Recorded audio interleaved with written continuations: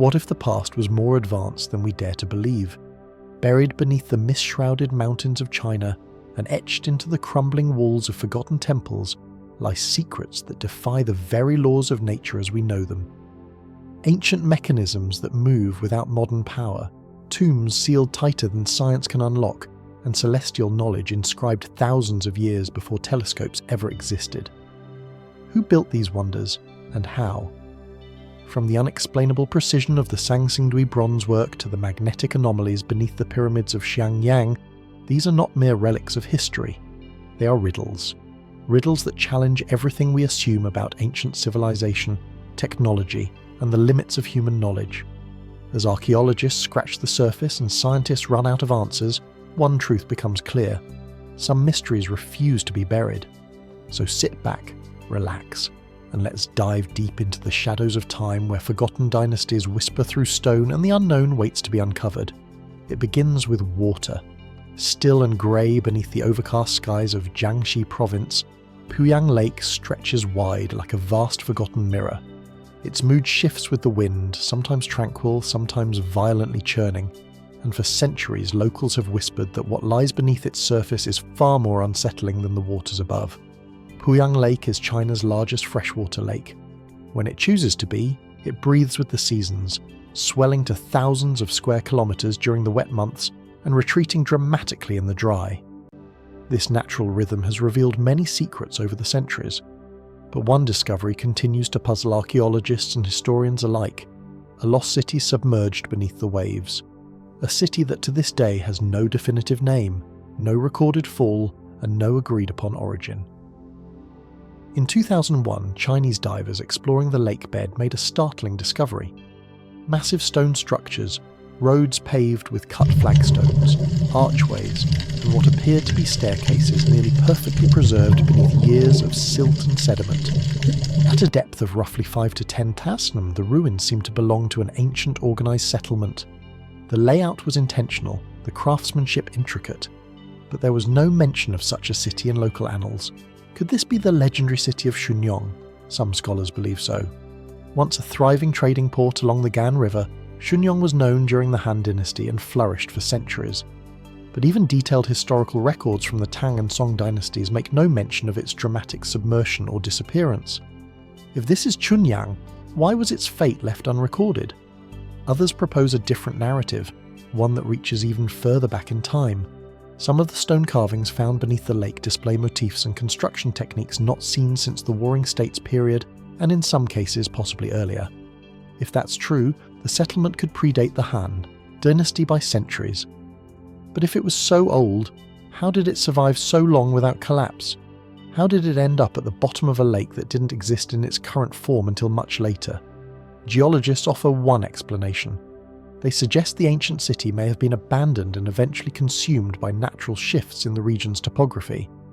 Poyang Lake, after all, was not always as expansive as it is today. Over time, sediment from the Yangtze River and seasonal flooding could have gradually engulfed low-lying settlements, but other theories tread beyond the boundaries of mainstream science. Poyang Lake is often referred to as China's Bermuda Triangle. Ships have vanished here without a trace. In 1945, a Japanese transport vessel carrying over 200 sailors reportedly disappeared in calm conditions. No wreckage was ever found. Since the early 20th century, more than 200 ships are said to have met mysterious ends in these waters. Magnetic anomalies, sudden whirlpools, inexplicable fogs. Locals speak of the lake as a place where time and reason falter. Is there a connection between these stories and the city beneath? One fringe theory speculates that the settlement was destroyed not by water, but by something from above, a meteor strike perhaps, or an atmospheric event powerful enough to shift the landscape. Another theory, often dismissed but never entirely silenced, suggests the city was abandoned deliberately in haste, as if the people had foreseen or feared something approaching. The lake's eerily symmetrical sinkholes and uneven stone platforms have even led some to draw comparisons with megalithic structures found thousands of kilos away. And yet, despite modern sonar, satellite mapping, and numerous dives, no conclusive timeline has been established for the city's construction, nor any confirmed name etched in the stone. Intriguingly, oral traditions passed down among older fishing families in the region tell of a great city swallowed in silence, its bells still said to ring from beneath the water on cold, quiet mornings. Folklore, perhaps. But many of these tales describe architectural details now confirmed by diverse, arched corridors, towering columns, and massive doors that remain eerily intact despite centuries underwater. Is it possible the city's disappearance was intentionally erased from history? In a country with thousands of years of dynastic rise and fall, entire chapters of history have been lost. Whether by conquest, suppression, or disaster, if the city beneath Poyang Lake was connected to a politically disgraced figure or built by a forgotten tribe, it may have been omitted from state-sanctioned records entirely. The mystery deepens when considering that many of the stones appear to bear symbols unlike standard Chinese script, resembling instead the enigmatic pictograms found in certain pre-ceremonial sites. Yet we still know so little. Who were the people who lived here? What did they build and why? And perhaps most, pressing of all, why did they leave? Today, much of the lake's shifting bed remains unexplored. The silt is dense, the currents treacherous. Underwater visibility is poor, and with new environmental concerns and unpredictable seasonal flooding, exploration has slowed in recent years. Still, the city waits in the silence below. Its stone halls empty, its streets untravelled, preserved not by memory, but by water. Could answers lie just beneath the next layer of silt? Or is this one of those rare places where the earth holds its secrets too tightly to ever be revealed? The mystery remains, and so does the wonder. As we leave behind the still waters of Poyang Lake, another mystery awaits. This time, far to the west, beyond the lush heartland of China, and into the dry, windswept silence of the Tarim Basin.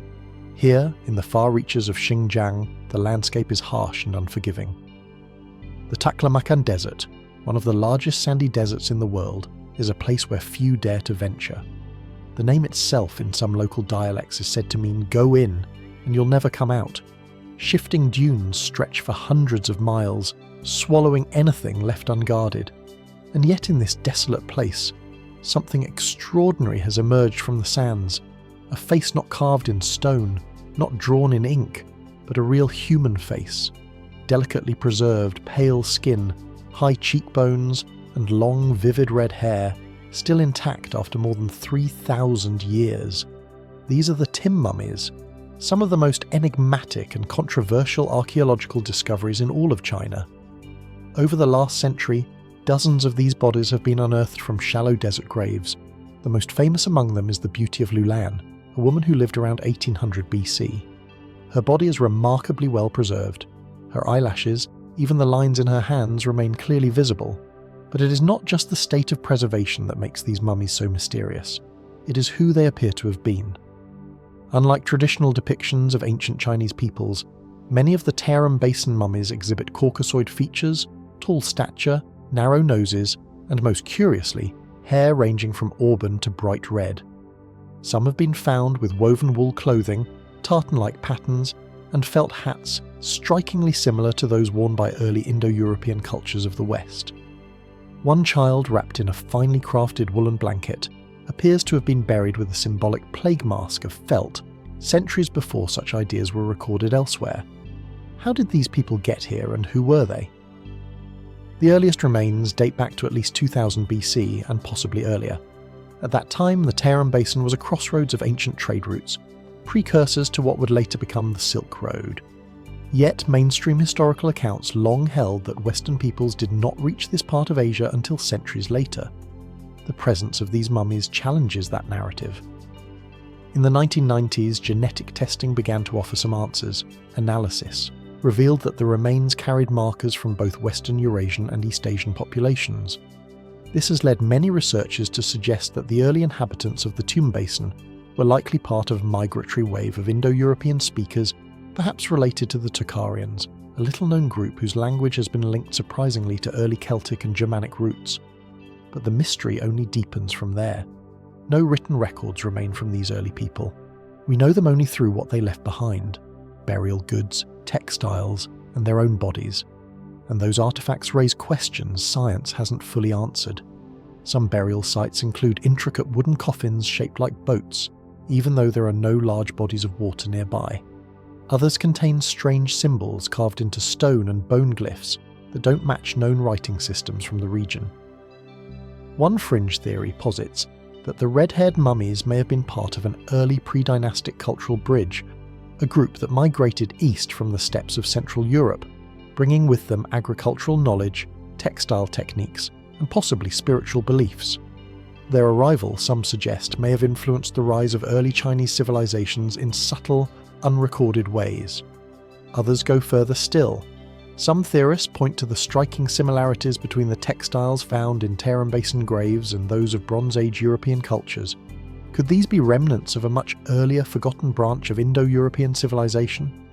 One that reached deeper into Asia than once thought? And if so, why did they vanish? There is no evidence of mass war or violent conquest at these sites. The bodies were often carefully interred, surrounded by items of apparent personal or cultural significance. Their disappearance seems slow, not sudden, absorbed perhaps into the cultures that came after them. Yet no written language, no cities, no monuments remain. Curiously, Chinese historical records dating back to the Han Dynasty mention tall, light-skinned people living beyond the western borders, described as having deep-set eyes, different customs, and speaking foreign tongues. Were these the descendants of the red-haired dead, or merely travellers passing through? Even today, the subject remains sensitive. For decades, access to many of the mummies and their burial sites was restricted. The ethnic history of Xinjiang is complex, and the presence of ancient bodies that seem to originate far from China's central heartland continues to stir political and academic debate. Some worry that these findings are used to support modern agendas. Others argue that the past should be understood, not weaponized. Still, the desert holds its secrets. The mummies rest in state, undisturbed in the dimly lit halls of museums, or still buried beneath sand and time.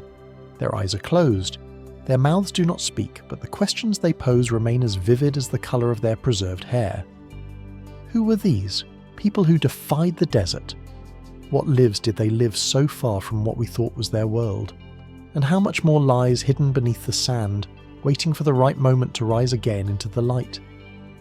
The mystery continues as the desert winds of Xinjiang fade behind us, carrying with them the whispers of red-haired mummies and forgotten migrations. We move east to the lush river valleys of Sichuan province, where another ancient enigma waits to be unearthed.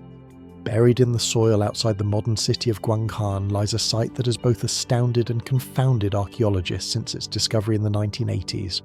A place where time seems to have paused and artistry bends the rules of culture, belief, and perhaps even reason. This is Sanxingdui. Here, under layers of earth undisturbed for over 3 millennia, workers once digging for clay struck something unexpected. A pit filled not with bones or tools, but with bronze masks unlike anything found elsewhere in Chinese history. Their expressions are unblinking, stoic, and inhuman. The most famous among them stares forward with exaggerated features, a wide mouth, elongated ears, and most remarkably eyes that protrude dramatically from the face, reaching outward as if seeking something far beyond the visible world. Some masks measure over 1 meter in width, suggesting they were never worn by humans. Others appear ceremonial, mounted on wooden poles, or displayed in rituals now lost to time. They are unlike the elegant bronzes of the Shang dynasty, which ruled China during the same era around 1200 BC. These masks come from a different vision of the world entirely, a different people, a different mindset. Who made them and what were they trying to see? The Sanxingdui site is believed to have been part of the ancient Shu civilization, long considered semi-mythical, until these discoveries confirmed its reality. The Shu left behind no written language, no scrolls, no tablets, no inscriptions. Their story, as far as we know it, is told through what they left behind in silence, and what they left is astonishing. Alongside the masks were hundreds of artifacts, gigantic bronze trees, human figures standing over 8 ft tall, jade blades, gold scepters, and mythical creatures unlike any described in Chinese lore. The craftsmanship is both advanced and deeply symbolic. Bronze casting techniques found here were so sophisticated, they rival and in some cases surpass those of the Shang, despite showing no direct influence from that dominant culture. How could such a complex and unique civilization have existed parallel to the Shang, and yet remained almost entirely unknown to recorded history? That question has puzzled scholars for decades. Mainstream archaeology suggests that the Sanxingdui culture developed in relative isolation, perhaps due to the natural barriers formed by Sichuan's surrounding mountains and river systems. But even in isolation, their symbolic choices are difficult to explain. The large staring eyes found not only on masks but also on statues and animal figures suggest a recurring motif: vision, perception, otherworldliness. Some researchers propose that these features indicate shamanic practices that the Sanxingdui people believed their leaders or ritualists could see beyond the physical realm into the world of spirits or ancestors.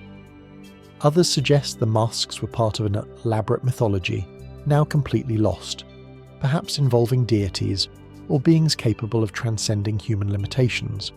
Still others ask a more provocative question: were the people of Sanxingdui depicting what they saw or what they believed they saw? The protruding eyes in particular have sparked countless theories. Some see them as stylized exaggerations, artistic symbols of heightened awareness or divine sight. But a few fringe theorists have gone further, proposing that these figures might represent beings not entirely human, visitors perhaps, watchers, not gods in the spiritual sense, but something else entirely. These ideas remain speculative and controversial, but their persistence is telling. For a civilization with no writing system, no surviving oral tradition, and no clear cultural descendants, the masks speak louder than words. They challenge assumptions about the scope of early Chinese civilization and about how many of its stories have yet to be told. Adding to the mystery is the sudden disappearance of the Sanxingdui culture. Around 1000 BC, the site was abandoned. There is no evidence of war, no signs of invasion.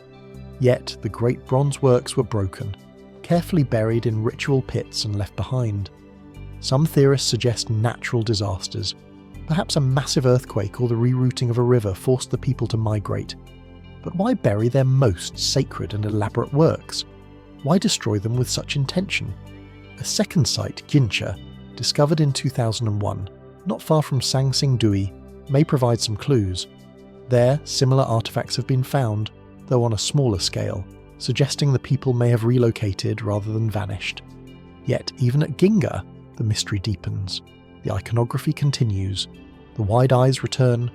What were they looking for? Or what were they hiding from? Today, the Sanxingdui Museum displays many of the artifacts behind glass. Visitors stare into the faces of a civilization that seems both alien and eerily familiar. Artists, engineers, philosophers, whoever these people were, they understood the power of symbols, the weight of myth, and perhaps the fear of being forgotten. And still their voices remain silent. No one knows their names, no one knows their gods, and no one can say for sure what truths they shaped into bronze with such skill and care. Are the sun's dewy masks a glimpse into a forgotten cosmology, a sacred vision preserved in metal, or are they a warning, an echo from a culture that saw too much and paid the price for what it revealed? The questions remain, waiting in the still earth, beneath Sichuan, where time has not yet given up its secrets. As the gaze of the Sanxingdui masks fades into the shadows of ancient Sichuan, our journey moves northward toward the heart of Hebei province. The mountains flatten into rolling plains and the landscape grows quiet again. But here, beneath the soil and scattered across windswept hills near the city of Shiwang, lie marks far older than memory, carved not into bronze, but into the enduring bones of the earth itself. They are known simply as the Shiwang stone inscriptions, a name that belies the depth of their mystery. At first glance, these markings might be mistaken for natural striations, faint lines scored into stone by time and weather. But upon closer inspection, patterns emerge, geometric shapes, angular strokes, long sweeping lines. The characters appear deliberate, arranged, as if someone or something was trying to communicate across centuries in a language that defies interpretation. The most famous of these inscriptions were discovered in the early 2000s, carved deep into prehistoric rock faces and underground caverns that had remained sealed for thousands of years. Some were found embedded within strata believed to date back more than 100,000 years, long before the advent of any known writing system, and yet they appear written. How can this be? Conventional archaeology places the earliest evidence of written language in China around 200 BC with the emergence of oracle bone script during the Shang dynasty. These were early Chinese characters, symbolic stylized but clearly linguistic. The Zhiwang inscriptions, however, appear to predate this by tens of thousands of years, if not more. Skeptics argue that the markings are simply natural formations, perhaps the result of mineral erosion, tectonic shifts, or early tool marks made by hominids without symbolic intention. And yet, several of the stones display what seem to be repeating symbols, forms that recur across different sites, often in vertical or horizontal alignment, arranged with a precision that nature rarely mimics.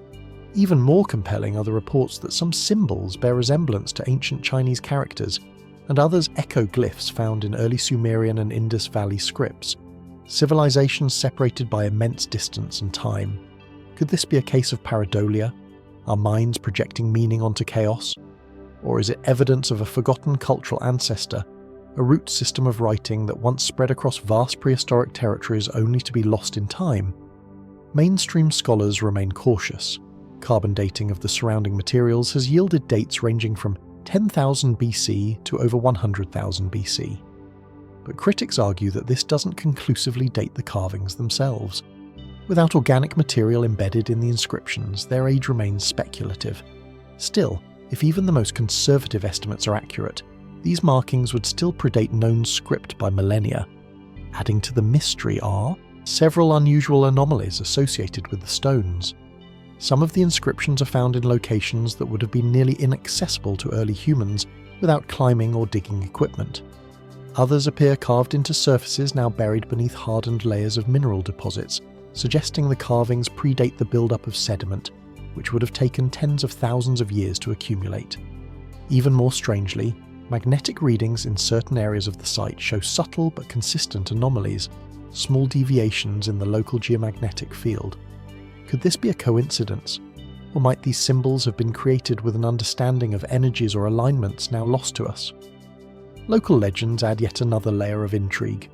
In nearby villages, stories have been passed down through generations. Stories of sky visitors who came before the ancestors who carved the stones to teach the earth how to listen. Though dismissed by most scholars as folklore, these tales persist with uncanny specificity. In some versions, the visitors are said to have spoken in symbols that glowed on stone, fading only after their departure. Of course, no material evidence supports such claims, but when oral tradition overlaps with physical mystery, the question becomes more difficult to ignore. The site has drawn attention from across disciplines, linguists, geologists, and even cognitive scientists, all attempting to decode whether the inscriptions are meaningful or coincidental. Some researchers have proposed a more grounded yet equally startling idea that these markings may represent a proto-symbolic system. Early humans experimenting with symbolic thought, making the first tentative steps toward language long before it formally emerged. If true, the Xiaoliang inscriptions could change how we understand the timeline of human cognition itself. Still, without a Rosetta Stone, interpretation remains elusive. The symbols cannot yet be read. No known language matches them exactly. Their purpose, if they had one, is obscured behind eons of erosion and silence. So we are left to wonder, were these marks the idle scratchings of early humans, unaware of their significance? Or are they the remnants of a civilization lost so far back in time that even legend has forgotten them? And if that's the case, what else lies buried beneath our feet in stones we have not yet learned to read? The Shijiang stones do not offer answers, but they invite us to look closer, deeper, and longer at the boundaries between nature and intention, between what we know and what we still don't. A mystery written not on parchment or bone, but into the very bedrock of time. From the silent inscriptions etched into stone near Shijiang, we journey southwest into the fog-laced river valleys of modern-day Chongqing, where mountains rise steeply from the mist and rivers carve deep scars into the land. It is here, among sheer cliff faces and hidden gorges, that another ancient mystery waits, suspended, quite literally in the air. They are called boat coffins, and they are among the most peculiar and haunting practices ever discovered in China. High above the ground, sometimes perched in rock niches, sometimes lashed to vertical cliff walls, wooden coffins shaped like long canoes have been found dangling over the landscape, seemingly defying logic and gravity. Some rest in stone cavities carved hundreds of feet above riverbanks, Others are found in clusters along narrow ledges, unreachable without serious climbing equipment. Many have remained untouched for centuries. These are the burial sites of the Ba people, an ancient culture that once thrived in the Sichuan Basin, dating as far back as 700 BC. Their civilization, largely overshadowed by the more dominant Shu and Chu kingdoms of the time, left behind little in terms of written records. What we know of them comes from oral traditions, fragments of bronze weaponry, and most vividly their dead. Why bury the dead in boats? And more puzzling still, why place them so high above the living world? Archaeologists believe the bear practiced hanging coffin burials to preserve the remains from flooding, scavenging animals, and even desecration by rival tribes. The boat shape may have symbolized a journey, a vessel to carry the soul across a spiritual river, echoing ancient beliefs of the afterlife as a voyage. This interpretation, though widely accepted, is only part of the story. What remains unexplained is how they did it. Some coffins weigh hundreds of kilog. The cliffs on which they rest are nearly vertical, and many of the ledges have no visible access from below. No carvings or scaffolding marks remain to suggest pulley systems. Even with modern climbing gear, reaching some of these sites would be dangerous. The logistics of raising entire coffins with the body and grave goods inside along a rocky cliff face over 2,000 years ago remain largely speculative. Were these communities employing engineering techniques now forgotten? Were ropes and bamboo scaffolds involved? Or do they possess an understanding of balance and elevation beyond what's been preserved? Adding to the enigma is the symbolic consistency of the coffins. Though found at multiple sites across Sichuan, Yunnan, and even parts of Hubei, many share common features: elongated shapes, pointed ends, and a distinct method of closure using tightly fitted planks. They are often sealed with resin or clay, and some have markings etched faintly onto the wood. A few even contain small wooden oars or miniature figurines, as if the journey to the next world required both guidance and companionship. Could this indicate a shared cosmology, a belief in an afterlife reachable only by traversing the elements, air, water, and stone? Some scholars have drawn comparisons to burial practices found among ancient Aranesian seafaring cultures, whose boat-shaped coffins and cliffside burials share striking similarities. Is it possible the Bay were culturally connected, however distantly, to migratory or coastal peoples from further south or east?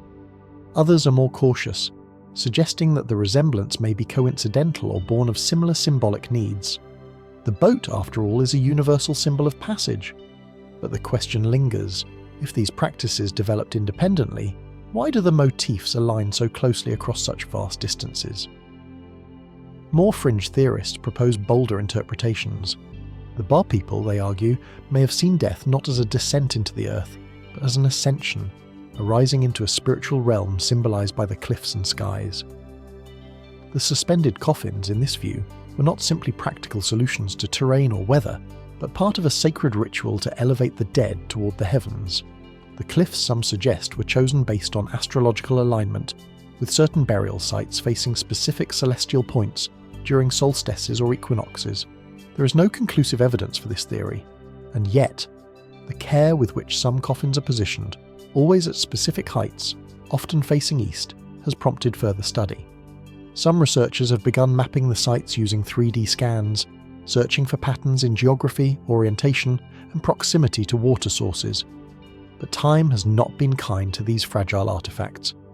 Many coffins have fallen from their ledges over the centuries, shattered by erosion, earthquakes, or human interference. Others remain intact but inaccessible, dangling just out of reach like puzzles suspended in air. Local legends speak of spirits guarding the cliffs, and in some places climbing to retrieve a coffin is considered a violation of sacred ground. Even the Bay themselves remain a mystery. Absorbed or displaced by the Qin dynasty around the 3rd century BC, their cultural memory faded quickly. Little survives of their language, their rituals, or their beliefs, except for these silent, weather-worn vessels still clinging to the mountainside. Why were these people so devoted to raising their dead toward the sky? What journey did they believe the soul must take, and what did they see waiting on the other side? The hanging boat coffins of the Bayer endure as haunting symbols of a forgotten cosmology, carved into the living stone of China's landscape. Neither wholly understood nor fully explained, they challenge us to reconsider the limits of ancient engineering, the nature of cultural memory, and the strange poetic ways human beings have always tried to touch the divine, and so they remain, suspended in the cliffs, in history and in mystery, quiet vessels on an eternal voyage to somewhere just beyond our reach. From the misty cliffs of Chongqing, where the bear people sent their dead skyward in boats of wood and ritual, we now descend into the ancient river valleys of southern China, a land once ruled by warriors and kings, where a different kind of mystery was forged not in silence, but in steel. Here in the heart of the ancient Yue kingdom, nestled between the mountains and waterways of what is now Jiang province, archaeologists unearthed a relic so finely crafted, so untouched by time that it seemed almost impossible. A sword. But not just any sword. The Sword of Gaian, named after the legendary king of Yue, who ruled during the late spring and autumn period around 500 BC. Buried for over 2 millennia in a waterlogged tomb, surrounded by bronze artifacts and organic remains, the blade was expected to be corroded, worn, barely recognizable. Instead, it gleamed. The bronze blade was sharp. The intricate patterns along its hilt were clear and crisp, and most puzzling of all, there was no rust. How could a 2,500-year-old weapon emerge from centuries of damp acidic soil in near pristine condition? This question has puzzled scientists since its discovery in 1965, and the Sword of Goyan was not alone. Other Yue swords found in similar tombs across the region display the same baffling resistance to corrosion. Their surfaces remain smooth and polished. Their edges are still capable of slicing paper. Even their inscriptions, written in ancient script, are cleanly legible, despite the passage of time and the conditions of their burial. What kind of metallurgy were the Yue using? The Yue were considered fierce and culturally distinct by their northern rivals. Known for their naval strength and swordsmanship, they were often viewed by more centralized powers like the Chu and the Zhou as outsiders, wild, untamed, and dangerous. And yet, their mastery of bronze weaponry suggests a technological sophistication far ahead of their time. Modern analysis of the swords has revealed traces of sulfur and chromium compounds embedded in the metal. Some believe this created a thin, invisible layer of protection that sealed the surface against oxidation, an early form of passivation, akin to techniques used in stainless steel today. But chromium wasn't believed to be purposefully used in metalwork until the 20th century. Could the Yue have stumbled upon a technique long before modern science rediscovered it? And if so, how? One possibility is that the effect was an unintended byproduct, perhaps a result of the specific ore used or a quirk of the smelting process. The hills of southern China are rich in minerals, and the unique composition of the local clay and water may have played a role in preserving the weapons. Still, this doesn't fully explain the consistency of the results across different burial sites, nor the advanced craftsmanship evident in the blades themselves. Were these swords simply the product of skilled trial and error perfected over generations? Or were they the guarded legacy of a knowledge now lost? Some researchers have speculated that the Yue maintained secret metallurgical traditions passed only among elite smiths, possibly ritualized and embedded within their warrior culture. The forging of a sword may have been more than functional, it may have been sacred. Certain tombs depict weapons arranged in ceremonial configurations, sometimes alongside musical instruments, suggesting symbolic as well as martial value. But others have pushed the speculation further. Could this represent evidence of a forgotten lineage of technology, an early form of material science that vanished with the fall of Yue? Were these techniques ever shared, or were they deliberately buried like the swords themselves? And what might we learn from them today? Despite decades of research, attempts to reproduce the exact conditions under which the rust-proof layer forms have proven difficult. While some chemical factors can be simulated, the precise balance of temperature, cooling time, alloy mixture, and environmental influence remains elusive. The metallurgy of the Yue remains in many ways a puzzle still half solved. Yet, the mystery does not stop at metallurgy. Inscriptions on the Sword of Gujian reference the king by name, linking it directly to historical records. The blade's symmetry and weight distribution suggest a weapon designed not only for beauty, but for deadly precision. Its design reflects an understanding of balance and function that would be impressive even by modern standards. Was this the pinnacle of a long evolution of sword or something else entirely? Curiously, Other swords from the same period across China do not exhibit the same corrosion resistance.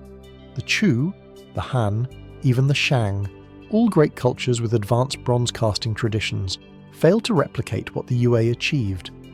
Why did the Yue discover something no one else did? Or did they inherit something more ancient?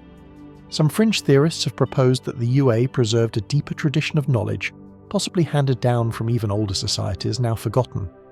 They point to the symbolism on the blades, lightning bolts, serpentine patterns, and circular motifs as evidence of esoteric wisdom embedded in craftsmanship.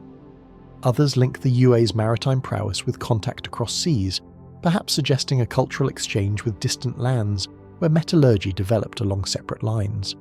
There is no firm evidence for these theories, but the swords remain and they refuse to rust.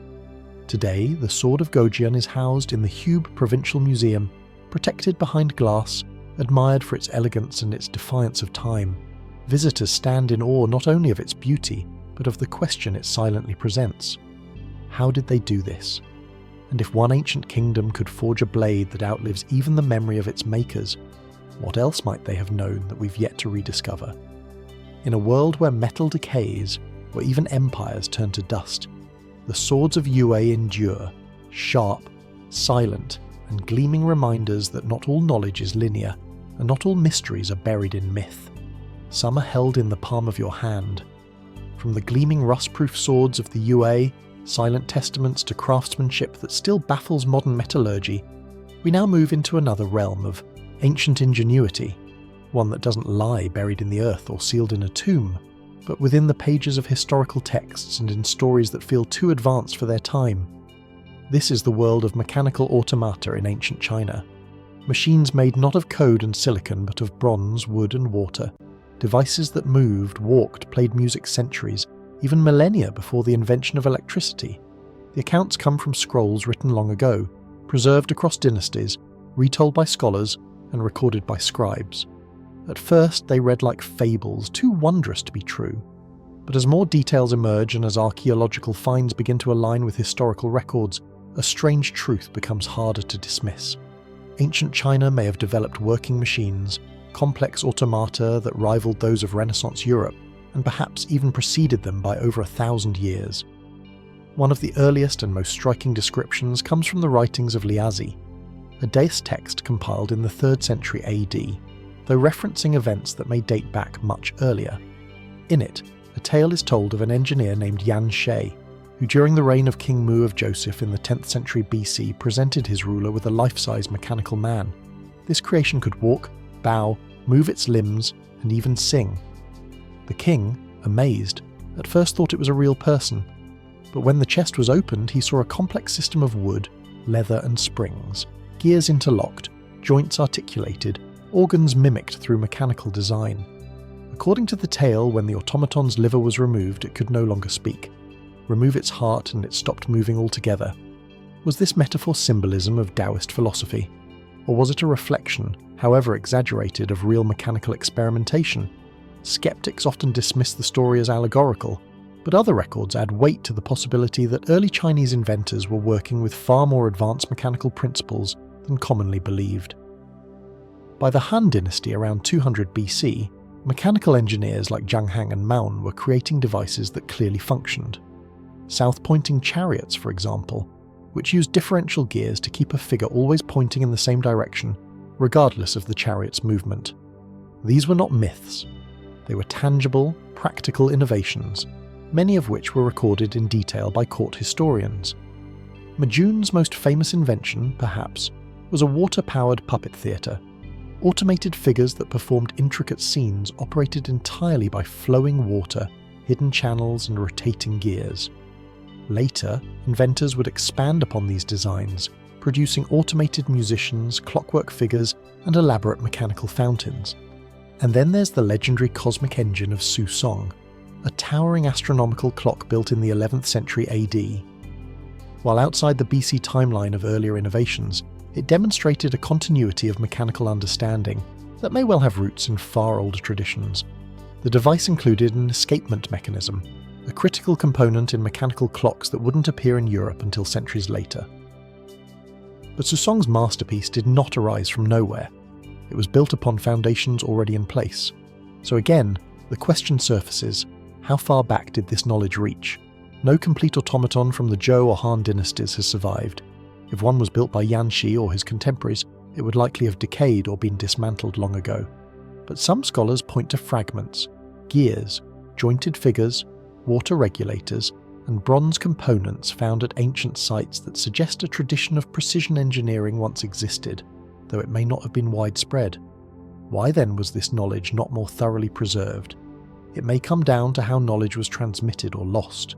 Wars, fires, regime changes. Ancient China's history is marked by cycles of cultural flourishing and sudden collapse. When dynasties fell, libraries burned, artisans scattered, and practical knowledge, especially if it wasn't immediately useful for warfare or survival, could easily be forgotten. Or perhaps these machines were never meant for public use. Some historians speculate that mechanical marvels were reserved for the elite used in court ceremonies, private rituals, or displays of imperial power. In such a setting, the automaton wasn't just a machine, it was an expression of cosmic order, a reminder that through skill and wisdom, man could mimic the workings of the universe. Still others wonder, were these automata purely symbolic or part of a now-lost tradition of mechanical experimentation and innovation far more widespread than we've yet realised? Fringe theorists have proposed even bolder interpretations. Some suggest the early Chinese automa may have drawn from prehistoric sources of lost technology, echoing ideas found in Indian, Mesopotamian, or even rumoured Central Asian traditions. There is no direct evidence of this, only tantalising overlaps in myth, such as the mythological engineers of multiple ancient cultures who crafted lie-like machines for gods and kings. But whether one views these stories as fact, fable, or something in between, they raise enduring questions. Why were the Chinese developing such machines so early in history? How much of that early knowledge has been erased not by malice, but by time?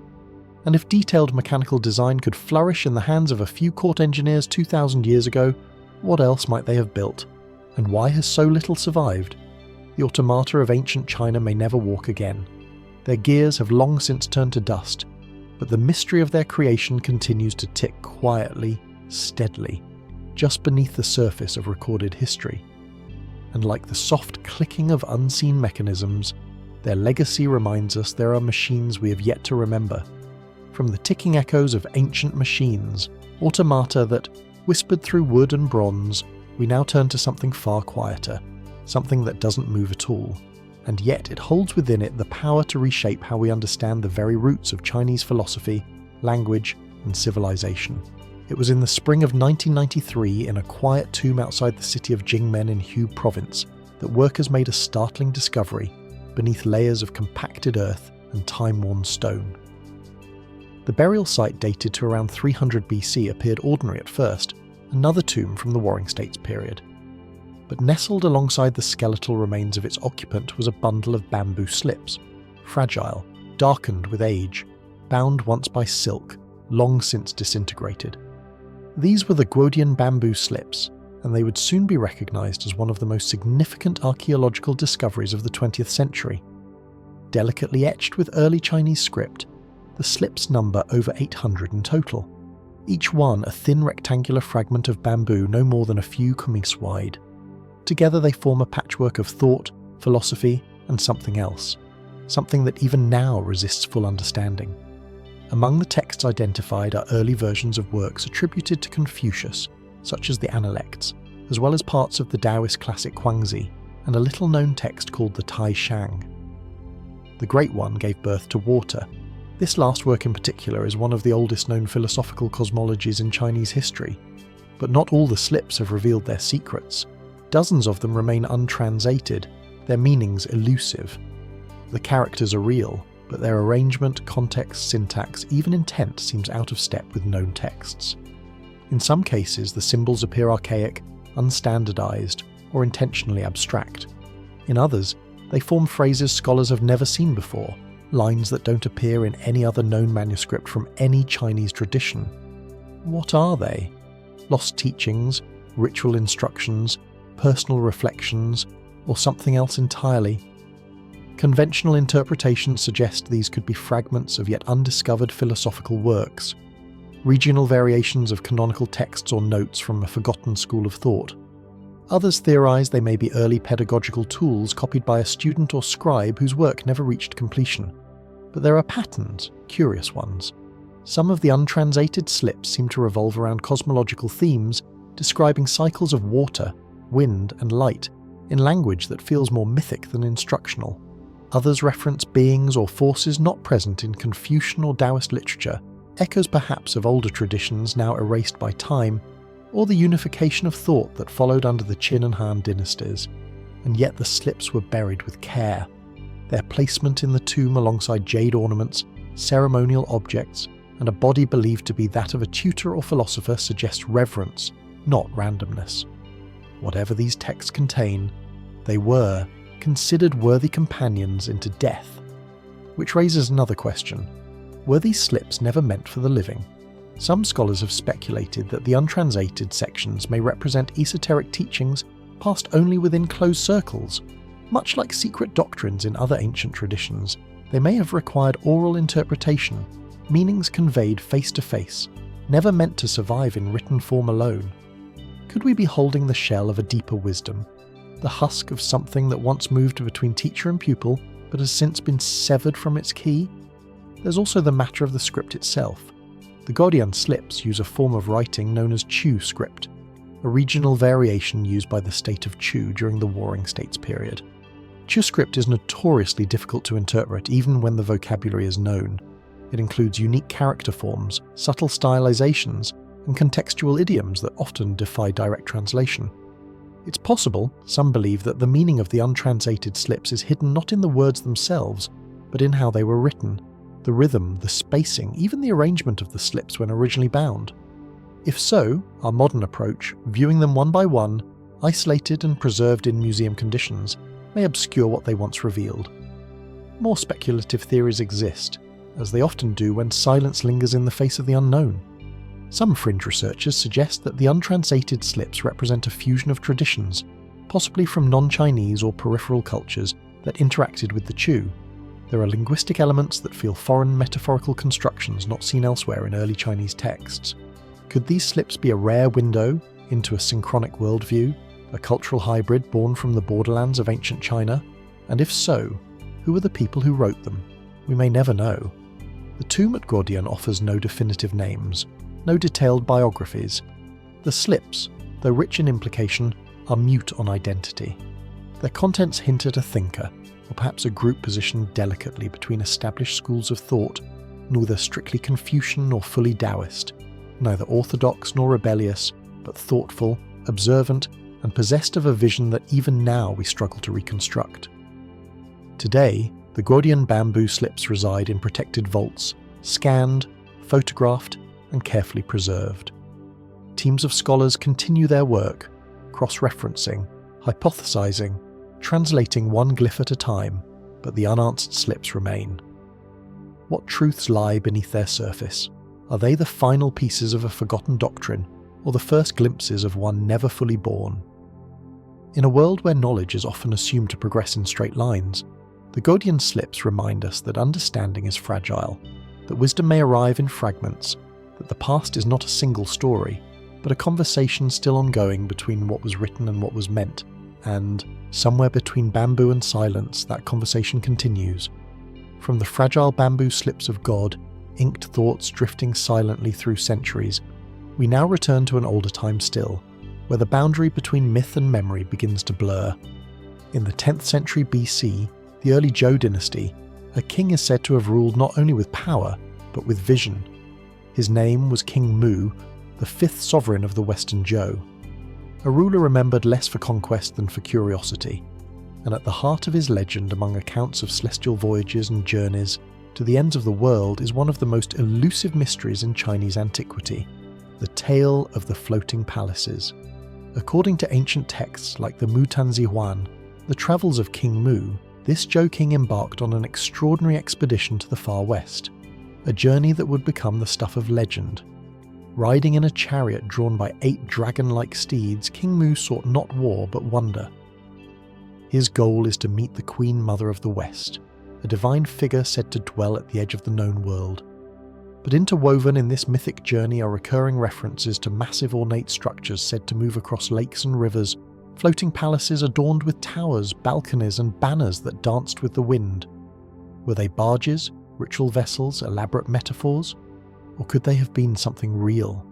Descriptions across different records vary in detail, but certain features repeat. The structures were grand, multi-leveled, and capable of movement. Some floated by water. Others, according to more speculative readings, seemed to move without visible propulsion. They carried entire retinues of court officials, scholars, and musicians.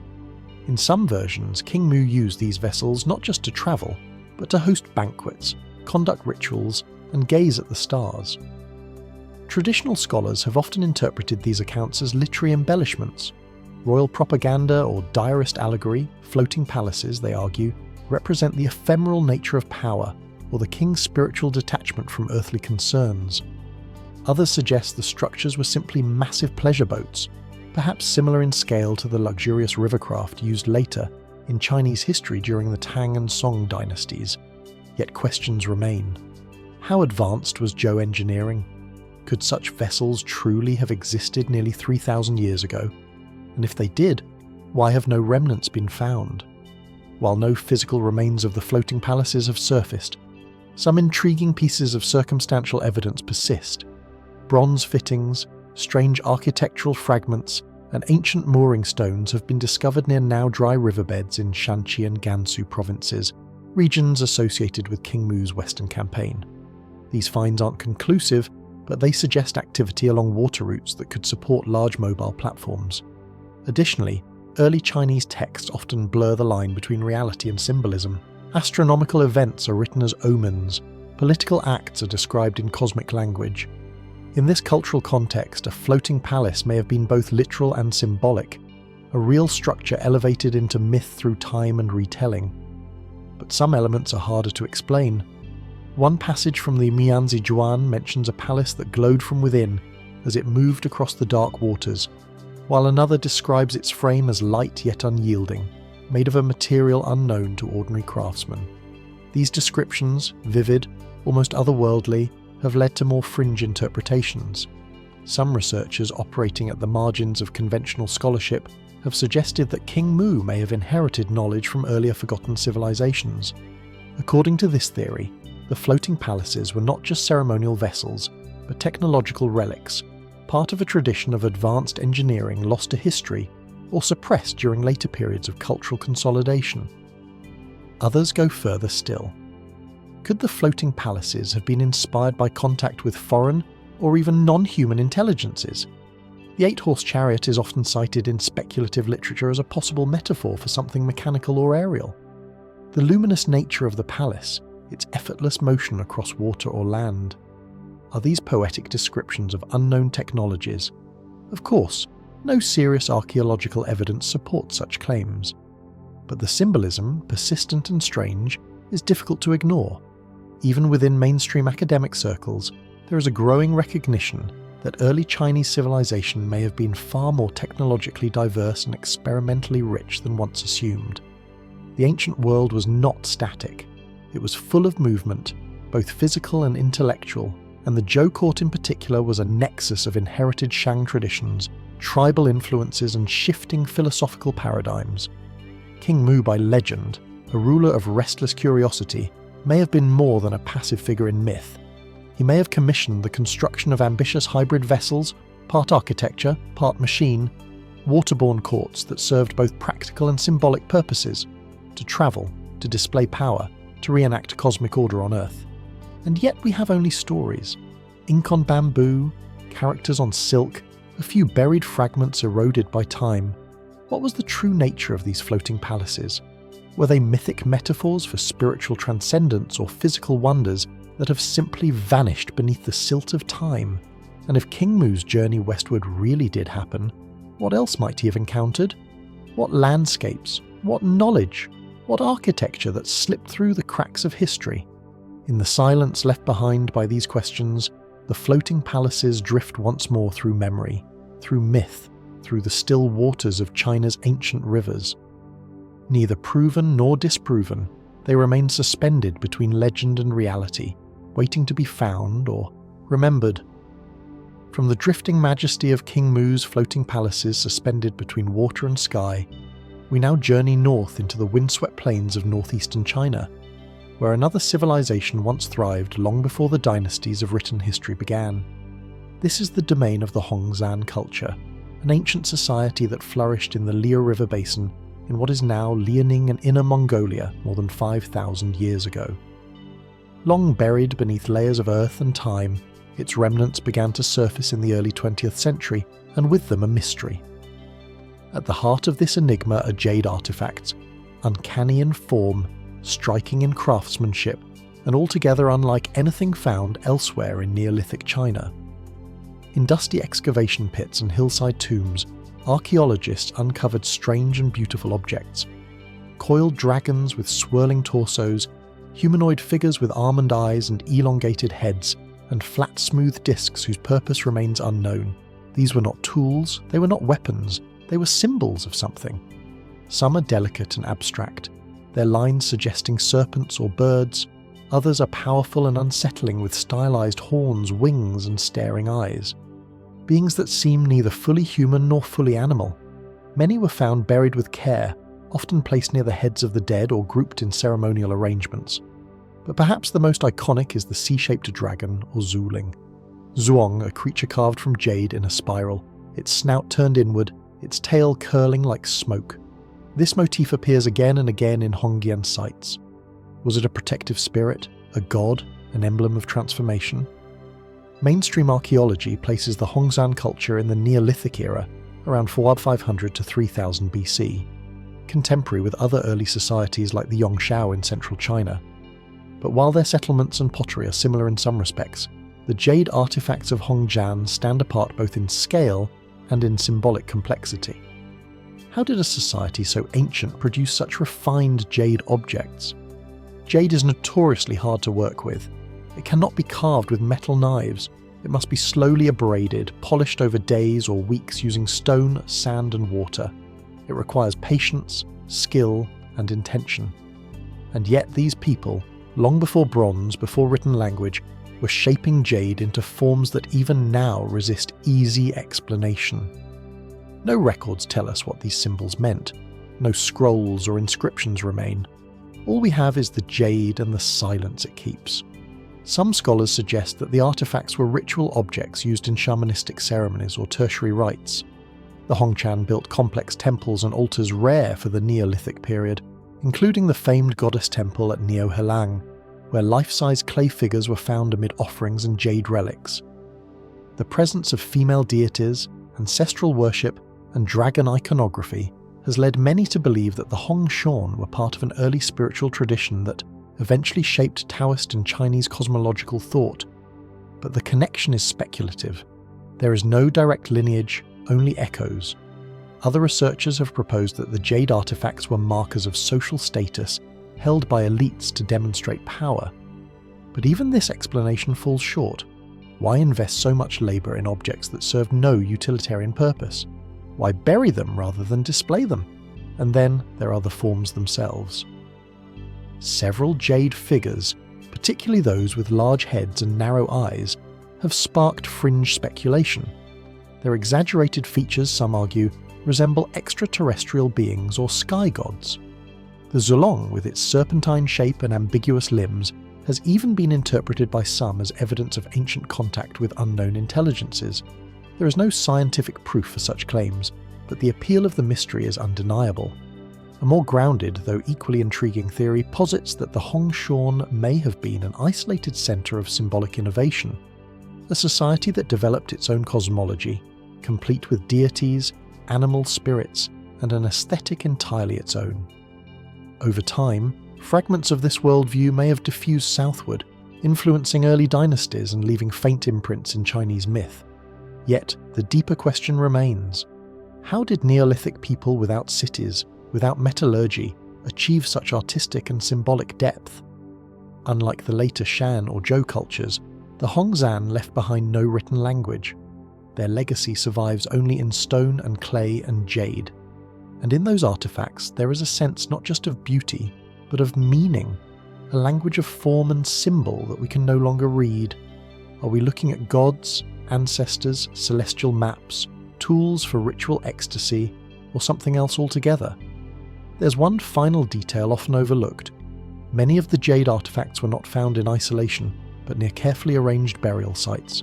Some with human remains, others without. Some were aligned with celestial markers, suggesting an awareness of astronomy, of time, of cycles. Did the Hongshan view jade as a conduit between realms? A means to speak with the stars, the ancestors, the unseen? We don't know. But as the wind moves across the Liao Basin today, rustling dry grass over long-forgotten foundations, one can't help but wonder what dreams were carved into stone here 5,000 years ago. What stories were whispered into jade now long vanished from memory? And most hauntingly of all, what deeper knowledge still lies buried beneath this ancient earth, waiting to be unearthed and understood?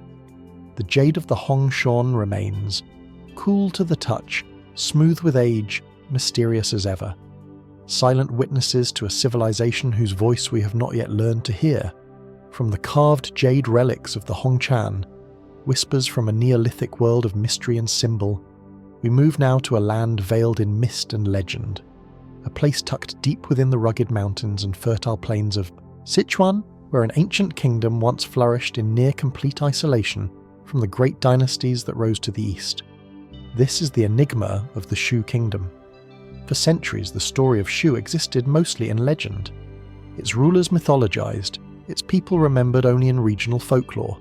Chinese classical texts mention Shu briefly, often as a distant semi-mythical realm beyond the passes of the Qinling Mountains, a place of unusual customs, powerful shamans, and golden treasures. But little else was known. That changed in 1986 near the modern city of Guanghan, when construction workers inadvertently uncovered what would become one of the most significant archaeological discoveries in Chinese history, the Sanxingdui site. What they found defied expectations. From a pair of sacrificial pits emerged an array of objects that had no clear precedent in Chinese art or ritual. Towering bronze masks with protruding eyes, elephant-sized trees cast in metal, sacred altars, gold scepters, and statues of figures with mysterious postures. Each piece is more alien than the last. The craftsmanship was exquisite, the symbolism baffling, and most importantly, none of it fit neatly into the known timeline of early Chinese civilization. These artifacts were dated to roughly 1200 BC, placing them in the same era as the Shang dynasty in the Central Plains. But unlike Shang artifacts, which emphasize symmetry, oracle bones, and ancestral veneration, the relics at Xingdui seem to come from an entirely different cultural imagination. Who were these people? Where did they come from? And what became of them?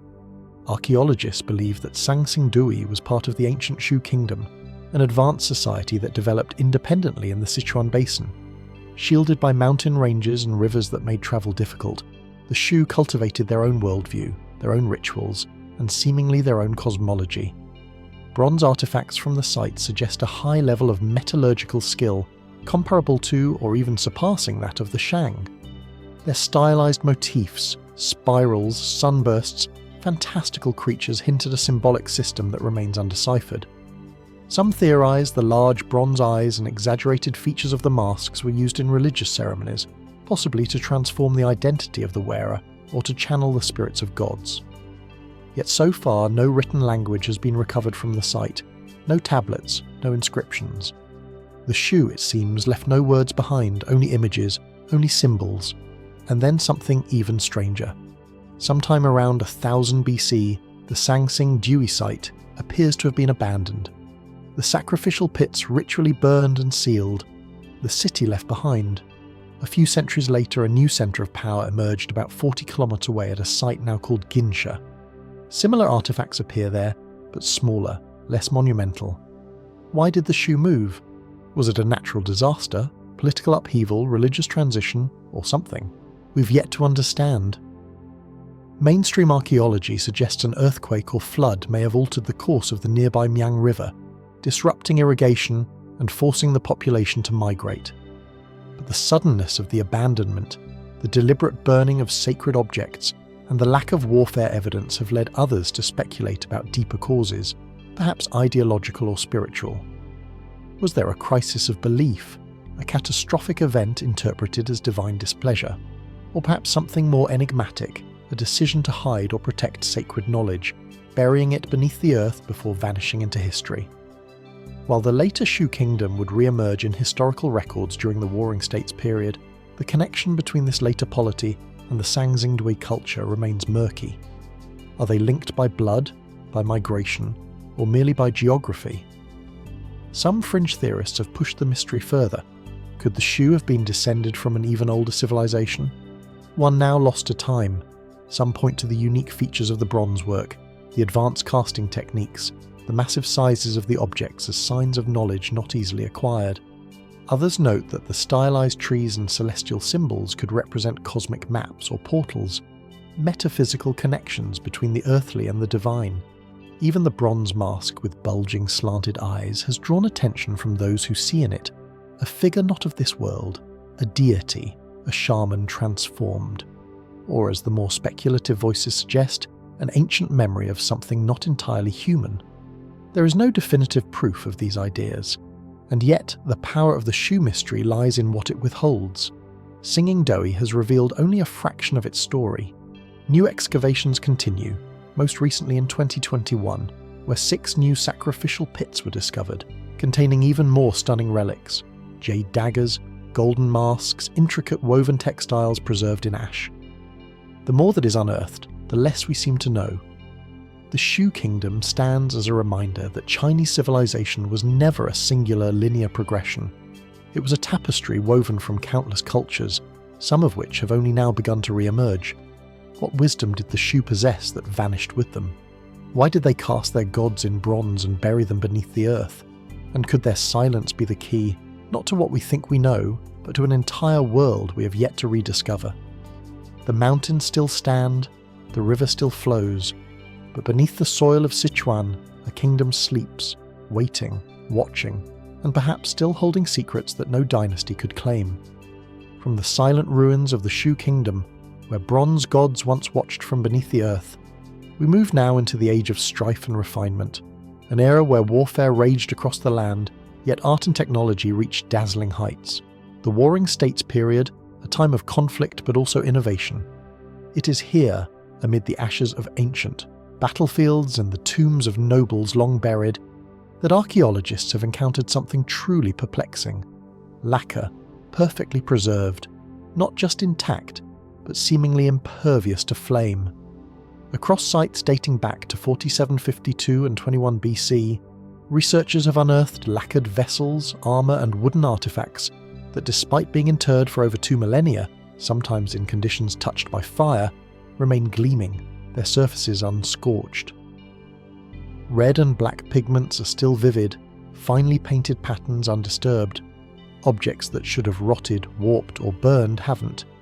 The Chinese had used lacquer for centuries by that point, drawn from the sap of the Toxicodendron vernaculum tree, laboriously processed and applied in dozens of thin layers. But the lacquer work from the Warring States stands apart. It is more than decorative. In some cases it seems to have acted as a sealant, a preservative, and even a shield. But how? Lacquer by nature is flammable before it cures. Once hardened, it becomes water-resistant and durable, but not fireproof. And yet, items recovered from tombs in Hubes, Hunan and Shani show evidence of having survived high temperatures, sometimes even near cremated remains. In several instances, charcoal layers from collapsed dreary chambers suggest fires once swept through the burial site, while the lacquerware within remained untouched. Was this merely a coincidence? Were the objects buried deeply enough, sealed tightly enough to avoid the worst of the flames? Or did the artisans of this era possess a knowledge of chemical treatment that we no longer understand? Mainstream scholars propose that certain natural additives, perhaps powdered minerals, rare oils or resin blends, may have altered the properties of the lacquer. However, no consistent formula has yet been found. Analyses of the surviving artifacts reveal slight variations in composition, hints at a lost tradition of formulation passed from master to apprentice, guarded within workshops that vanished long ago. In Zhang Hui's tomb, discovered near Suiha in 1978, one lacquered wooden chest was found alongside bronze bells, musical instruments, and delicately preserved silk. The chest bore no scorching despite the clear evidence of heat damage nearby. The lacquer's shine remained brilliant, still reflecting light as if newly finished. Could this technique have been tied to ritual knowledge, religious craft, or even military utility? Some texts from the Warring States era, such as the Kagangji, a classic treatise on craftsmanship and materials, mention complex preparations of lacquer, including prolonged exposure to smoke, steaming, and mysterious purification stages. The descriptions are often vague, framed in ceremonial language, perhaps deliberately cryptic. Were these processes practical, symbolic, or both? Then there are the armour pieces, curved strips of lacquered wood and leather found bound together in a lamella pattern. Light, flexible, and highly resistant to decay. In warfare, weight matters, so does resilience. Could these lacquers have offered a form of thermal resistance, protecting soldiers not just from blades, but from flaming arrows and incendiary devices? It's a possibility that intrigues military historians, but without intact manufacturing records, we are left with more questions than answers, and not all of them are conventional. In recent years, some researchers have suggested that the secret of fire-resistant lacquer may lie in now-lost materials, perhaps substances sourced from regions no longer identifiable, or from forest ecologies altered by centuries of climate and cultivation.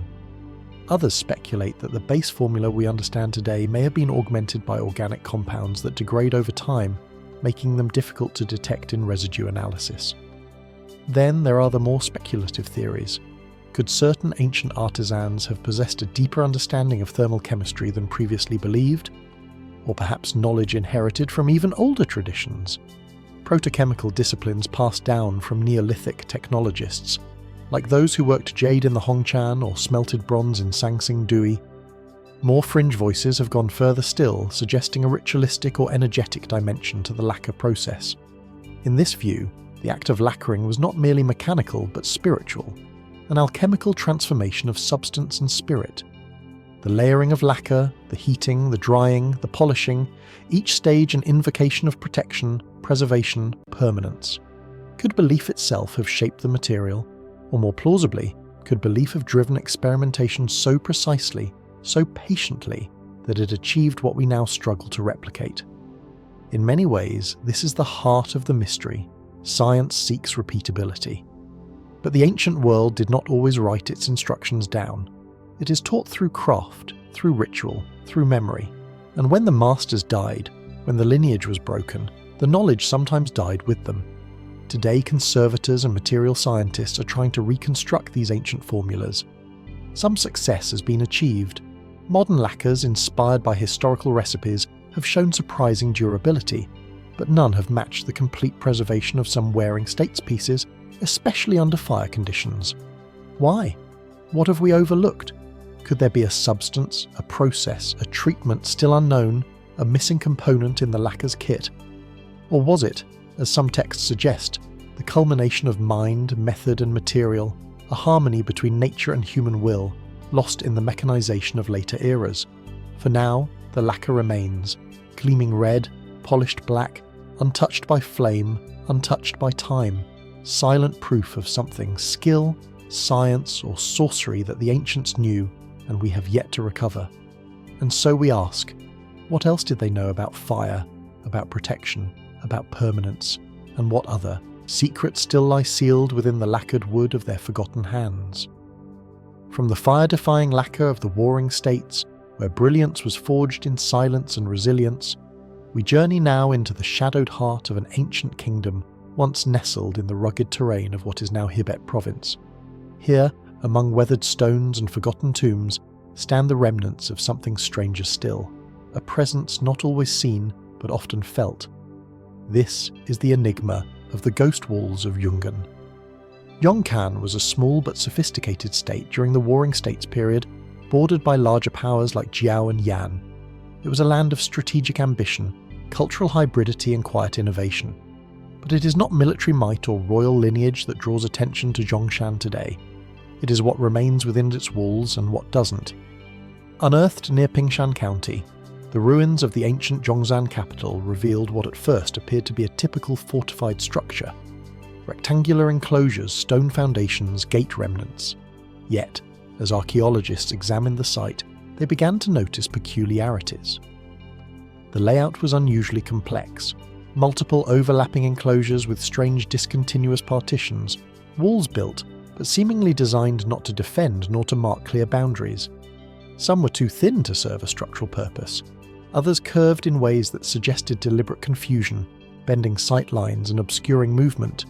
In some places, walls stopped abruptly with no connection point, leaving gaps that defied logic. And then there were the walls that weren't there at all. In several areas of the site, traces of walls exist without physical remains. A foundation trench, a clear delineation in soil colour, but no stones, no bricks, no debris.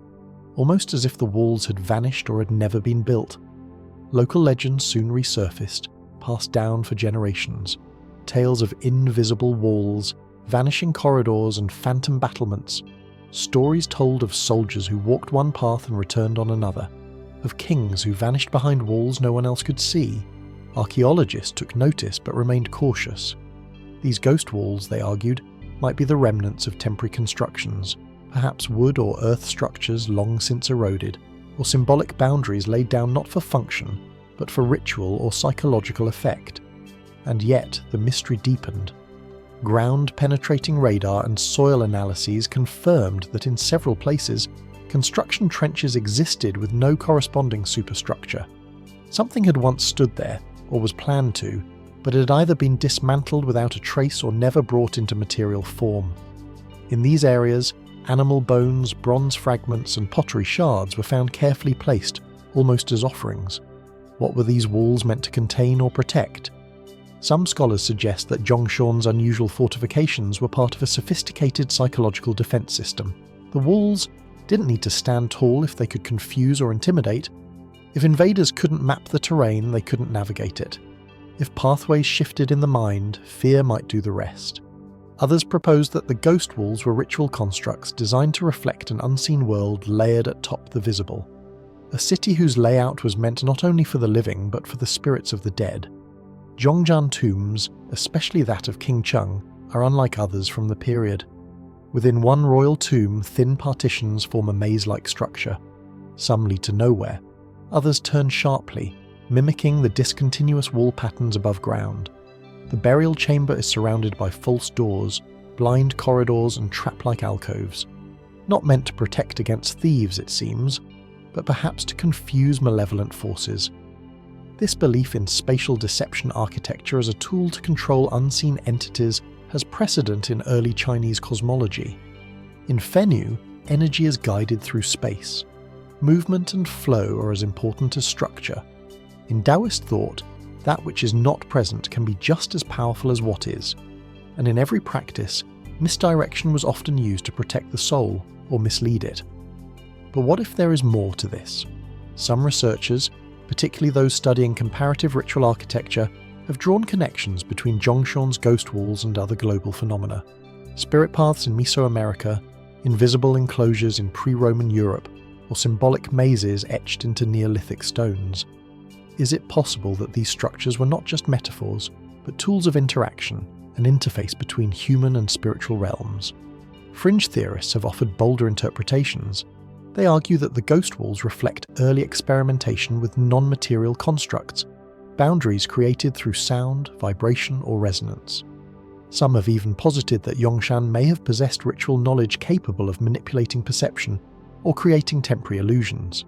There is no direct evidence for this, but the psychological effect of the site is real.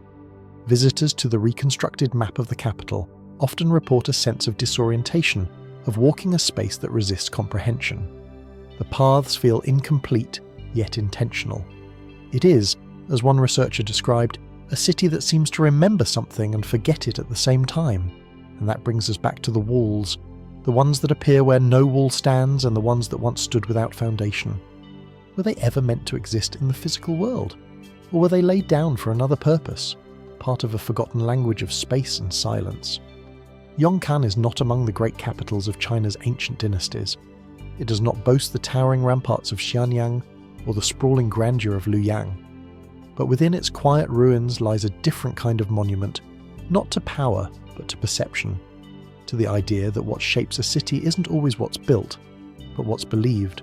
And so we ask, were these ghost walls defences, ceremonial constructs, psychic mazes, or were they left for someone or something we no longer understand? In Zhongshan, the stones remain. The empty paths still twist and turn, and somewhere between presence and absence, a mystery continues to trace its outline through time. From the shadowy passageways of Zhongshan, where walls once whispered confusion into stone and silence, we now step into another realm of mystery. One not bound by architecture but by belief. Here in the apothecaries of ancient China, among bundles of dried herbs and powdered minerals, rests a substance so revered and so enigmatic, it was believed to contain the essence of the Earth's oldest creature. They called it long, dragon bone. In traditional Chinese medicine, dragon bones have been used for over 2,000 years. Ground into powder, steeped in wine, or boiled into tonics, they were prescribed to treat a wide array of ailments: insomnia, anxiety, chronic fatigue, even spiritual disturbances. Physicians and healers believed these bones could calm the mind, anchor the soul, and restore balance between the forces of yin and yang. But what exactly were these dragon bones? For centuries, no one questioned their origin.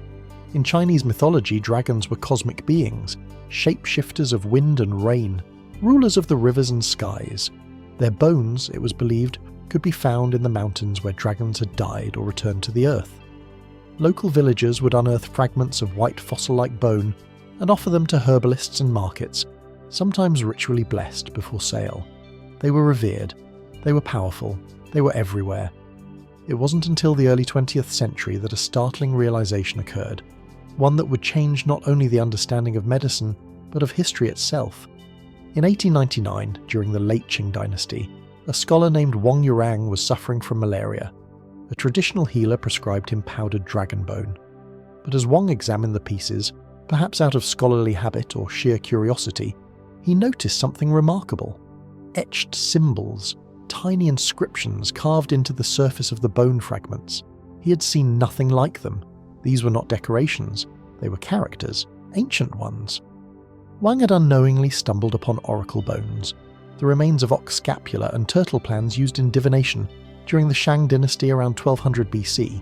The bones had been inscribed with the earliest known form of Chinese writing, and for years, decades even, these relics had been ground into powder, mixed into medicine, and consumed.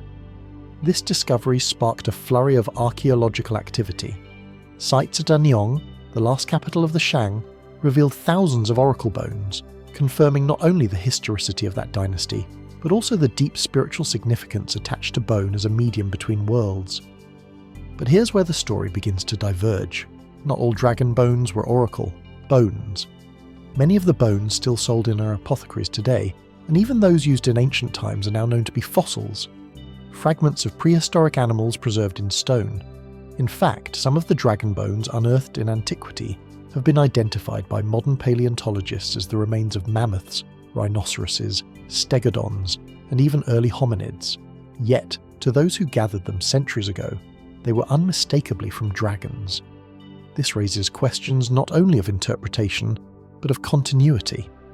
How did a prehistoric fossil dug from the earth with no frame of scientific reference become integrated into a sophisticated medical system? And how did that belief survive largely unchanged into the modern era? Did early Chinese thinkers sense that these bones were extraordinary, even if they didn't understand their origins? Some believe so. In Taoist philosophy, dragons were more than myth. They were manifestations of energy, symbolic of transformation, mystery, and the power of nature. The bones of such a being, whether physical or metaphysical, would naturally be seen as imbued with potent force. Others suggest a more pragmatic explanation. Fossils were strange and rare. Their density, their pale colour, and their durability set them apart from ordinary animal remains. Their presence deep within the mountains or embedded in cliffs only added to their mystique. Without modern paleontology, how else could they have been understood? Yet the use of dragon bones in medicine wasn't purely symbolic. Traditional Chinese texts are meticulous in their descriptions. Bones from a black dragon are better for calming the spirit. Bones from a white dragon help with nightmares. Powdered long goo was combined with other ingredients in formulas designed not just to heal the body, but to protect the soul from disturbance. And that perhaps is the most fascinating element of all. Were these formulas created through generations of observation, subtle patterns of efficacy that Western science has yet to fully explore? Or do they reflect a forgotten system of knowledge, one that combined empirical understanding with spiritual resonance? Today, dragon bones are still sold in some Chinese pharmacies, though regulations require that they be properly identified, usually as fossilized bones of herbivorous mammals. Still, in remote areas, locals occasionally uncover bones in the hills and bring them to market, insisting they came from where a dragon once flew. And here, the mystery deepens once again. Some paleontologists working in China's fossil-rich regions such as Henan, Sichuan, and Yunnan have documented ancient mining activity near fossil beds dating back thousands of years. Could it be that early peoples recognized certain sites as sacred or special, not just because of legends, but because they sensed the presence of these ancient remains?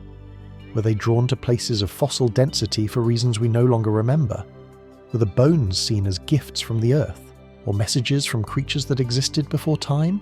Or perhaps the deeper mystery is not about dragons, bones, or medicine, but about human perception itself? What is it about bone fossilized, weathered, hidden deep that calls to our sense of the ancient? What knowledge have we consumed without knowing? What wisdom lies buried beneath belief? The dragon bones have not vanished. They are still with us in museum cases, in apothecary jars, in stories told on quiet mountain roads. Silent remnants of a time when medicine and myth were not opposites, but partners in the search for truth. And somewhere between science and story, between fossil and fable, the dragon still waits. From the powdered bones of mythical dragons, ground into medicine, bridging past and present, we now turn our gaze toward the sea, to the blurred boundary between land and water, where stories have always taken on stranger shapes. Along the mist-veiled shores of ancient China, fishermen told tales of beings neither fully human nor wholly fish, tales that drifted down rivers, whispered through ports, and found their way into the records of imperial scribes. These are the fishmen of the ancient texts. The earliest mentions come not from folklore but from official historical documents, notably the Shanhai Jing, or Classic of Mountains and Seas, a compilation dating back to at least the 4th century BC. It is a cosmography, a mythical geography, and a record of strange creatures said to inhabit the edges of the known world. Among its many entries are descriptions of beings with human faces and fish bodies, or fish with the voices of men. Some are said to live in underwater cities. Others emerge from the sea to deliver messages, perform rituals, or even engage with ancient rulers. One passage speaks of a creature called the Jaren, flood people, or merc who live in the South China Sea. They are said to weave the most delicate water-resistant cloth known to humankind, crafted beneath the waves from mysterious threads. This cloth, known in later traditions as dragon silk, was so fine it was believed to resist fire. Astonishingly, these references appear in texts that also contain verifiable geographic details, suggesting the authors weren't simply inventing myths, but documenting what they believed to be real phenomena at the outermost limits of civilization. So, what were they describing? Mainstream scholars typically interpret these passages through symbolic or allegorical lenses. Fishermen may have represented foreign peoples, island tribes with unfamiliar customs and clothing. Some proposed the Garin were inspired by diving communities, pearl harvesters or sponge divers whose extended time in the water gave them an aquatic mystique. If seen from a distance, cloaked in wet garments and moving through surf, could they have seemed otherworldly? Others point to the Bajo and Mochin people of Southeast Asia, semi-nomadic groups often referred to as sea gypsies who have adapted biologically to life in the water, including larger spleens for deep diving. Could the ancient Chinese have encountered similar populations and described them using the metaphors available at the time? And yet some elements resist a tidy explanation. In Han Dynasty records, for instance, there are reports of strange sea creatures being captured and brought to court, beings that resembled men but bore scales who were said to understand human speech but did not speak themselves. In some versions they wept silently, their tears forming pearls. Are these embellishments layered atop misunderstood sightings of marine animals such as seals, dolphins, or dong? Possibly. But then we have remarkably consistent imagery across centuries. Humanoid figures with fish-like lower bodies, beings who live in structured societies beneath the sea, who interact briefly and often mysteriously with human rulers. In the Tang dynasty, records mention a fisherman who caught a creature said to resemble a man from the waist up and a fish from the waist down. When brought ashore, the creature did not resist, but bowed 3 times and gestured toward the sea. The villagers returned it to the waves. For years afterward, they claimed their fishing fortunes improved. Was this myth, a moral tale, or a fragmented memory of a genuine encounter? In recent years, some fringe theorists have tried to connect the Chinese fisherman stories with similar beings in other ancient cultures. From the Babylonian Oannas who emerged from the sea to teach civilization, to the Nomo of the Dune people in West Africa, who are described as amphibious. Even Greek Troitons and mermaids bear echoes of these cross-cultural motifs. Is it coincidence that so many civilizations describe beings of the water half human and half something else? Or are these collective memories shared archetypes encoded in oral history? Or, as a few suggest more boldly, fragmented records of a forgotten chapter of evolution where another lineage once walked, swam beside us? There's little physical evidence to support such a claim. No bones, no artifacts, no proven contact. But the persistence of the narrative and its presence in documents not otherwise known for fantasy keeps the question alive. Further complicating the story are accounts of underwater palaces described in detail in texts like the Yuyang Zazu from the Tong period. In one story, a man is said to have been taken by a fishman into the ocean depths where he encountered an entire city lit from within by glowing pearls. Time passed differently there. When he returned to the surface, only days had passed for him, but years had passed on land. Such stories of fishermen dissolve into the depths of China's coastal folklore. We now turn inland northward toward the colder wind-brushed frontiers of what is today Heilongjiang province, near the borderlands of Russia and the Korean peninsula.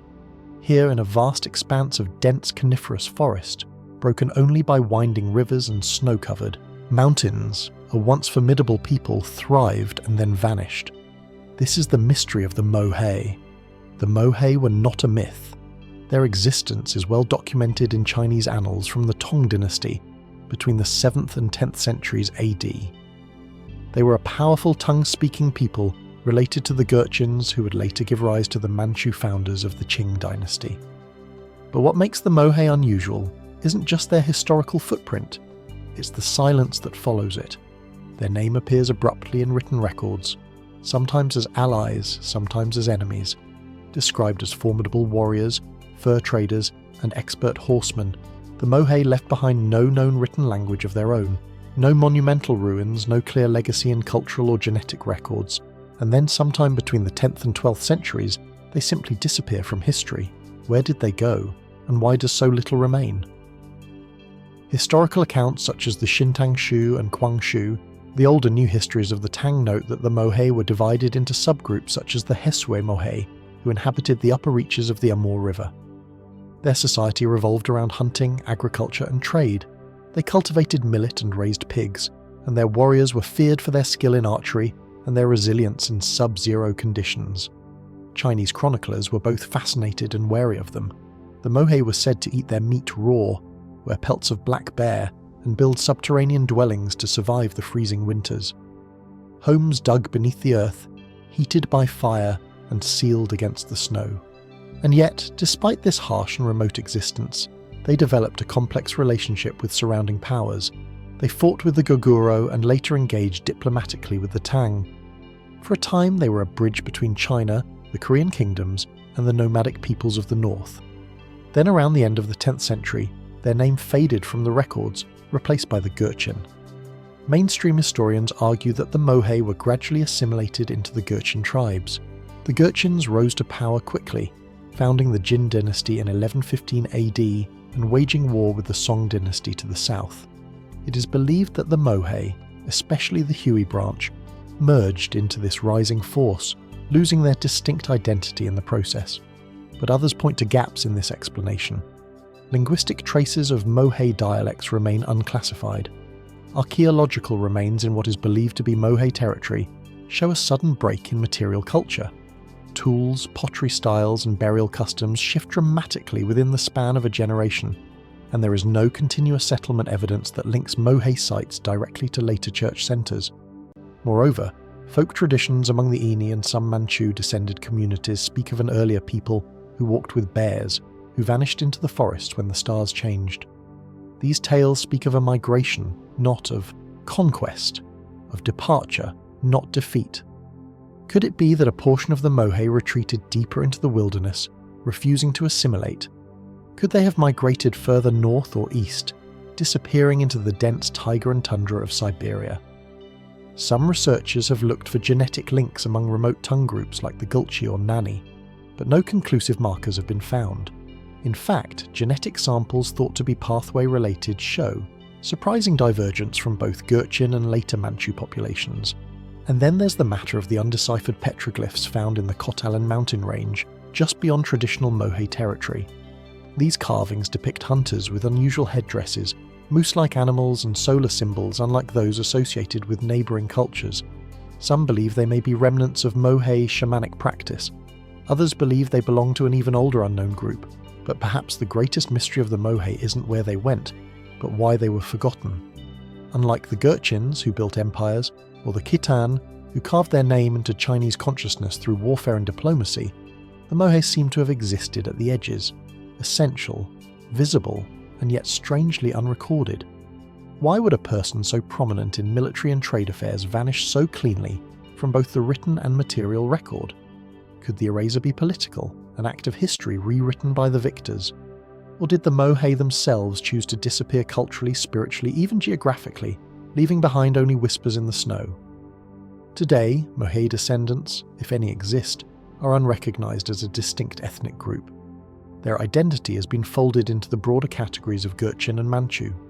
Yet among hunters in the northeast, there are still stories of people who walked with the forest, who never built cities but knew the paths of the stars and the migration of beasts.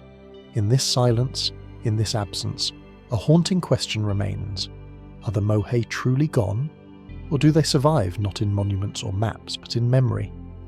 In the cold wind that moves through the birch trees of the north, something lingers. People once known by name, now known only by mystery. As the footsteps of the Mo faded into the northern forests, leaving behind more questions than traces, we turn now to a relic not of disappearance, but of disruption. A fragile artifact inked with forgotten symbols, torn by time and shrouded in silence. In a climate-controlled vault in the Arthur M. Sackler Gallery of the Smithsonian Institution in Washington, D.C., preserved behind protective glass lies one of the oldest known pieces of writing on silk, the Chu Silk manuscript. A delicate ochre-coloured scroll measuring just over 50 cm long and 40 wide. The manuscript is believed to date back to the Warring States period sometime around the 4th to 3rd century BC. It hails from the ancient Chu kingdom, a southern power known for its distinct culture, mystical traditions, and a spiritual worldview often considered unorthodox by the northern states of early China. The scroll is written in archaic Chinese characters, many of which differ from later standardized forms. Painted in fine brush strokes with dark ink on silk cloth, the manuscript is composed of astrological charts, ritual instructions, cylindrical notations, and cosmological theories. It speaks of gods of the four directions, celestial cycles, and the management of time. But then, just as the narrative builds, it stops. Large portions of the text are missing, not faded or damaged, but cut away intentionally. Jagged edges suggest deliberate removal rather than the passive decay of age. At least 2 major segments, possibly chapters, have been lost, and no one knows why. Who removed them? When? And perhaps most intriguingly, what did those missing sections contain? The Chu Silk manuscript first emerged onto the modern stage under unusual circumstances. It was smuggled out of China in the 1940s, appearing in Hong Kong's antiquities market, before eventually being acquired by collector Arthur M. Sackler. Its early provenance remains unclear, and while most scholars agree it likely came from a tomb site, possibly in Chongsha, Hunan, no excavation records exist. That mystery alone casts a long shadow over the document. Without context, no site, no accompanying artifacts. Its meaning is partial, fragmented. But the intrigue deepens with the content itself. The manuscript references cosmic forces, the movement of deities, and a complex system of timekeeping rooted in both astronomy and ritual. Some passages resemble early Taoist thought. Others align more with shamanistic traditions known to have flourished in the Chu kingdom, beliefs that viewed the universe as a living organism in need of ritual balance. In one surviving section, the manuscript warns of disturbing the spirits of the north during specific lunar phases. Another outlines the ritual purification of land before constructing an ancestral temple. The text implies that improper timing could lead to catastrophe, crop failure, disease, or the wrath of unseen entities. So, what might have been in the missing parts? Scholars have speculated. Some believe the excise sections may have included politically dangerous material, rituals or cosmologies that diverge sharply from Confucian orthodoxy, making them targets for censorship during later dynasties. Others suspect the manuscript may have held forbidden knowledge, esoteric practices, or astrological predictions once deemed heretical or subversive. A more practical theory is that the scroll was looted and dismembered during illegal trade. The missing sections may simply have been sold separately, lost forever in the private vaults of collectors. But more speculative theories have emerged as well. Some suggest that the missing parts contained coded astronomical data, a sophisticated understanding of lunar and planetary cycles not seen again until much later. If true, it would imply the Chu culture possessed a level of celestial knowledge far beyond what mainstream history currently recognizes. Others point to Chu's legendary interest in the afterlife. Ancient texts like the Zhuangzi refer to Chu sorcerers who could separate the soul from the body or speak across realms. Might the missing sections have detailed such techniques? Could the scroll have served as a ritual manual for guiding the dead or the living into altered states? And then there are those who speak of a more uncomfortable possibility. The cuts in the silk are jagged, uneven, rushed. Could someone at some point in its long and wandering journey have removed those sections to keep their contents hidden?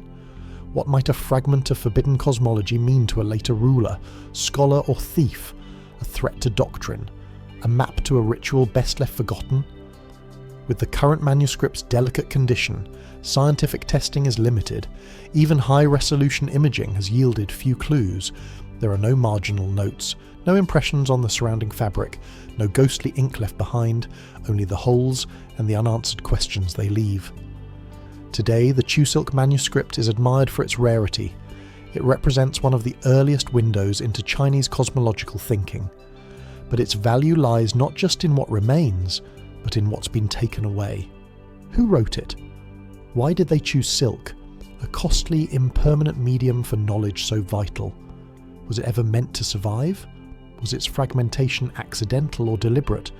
And more pressingly, what truths did those missing sections once hold?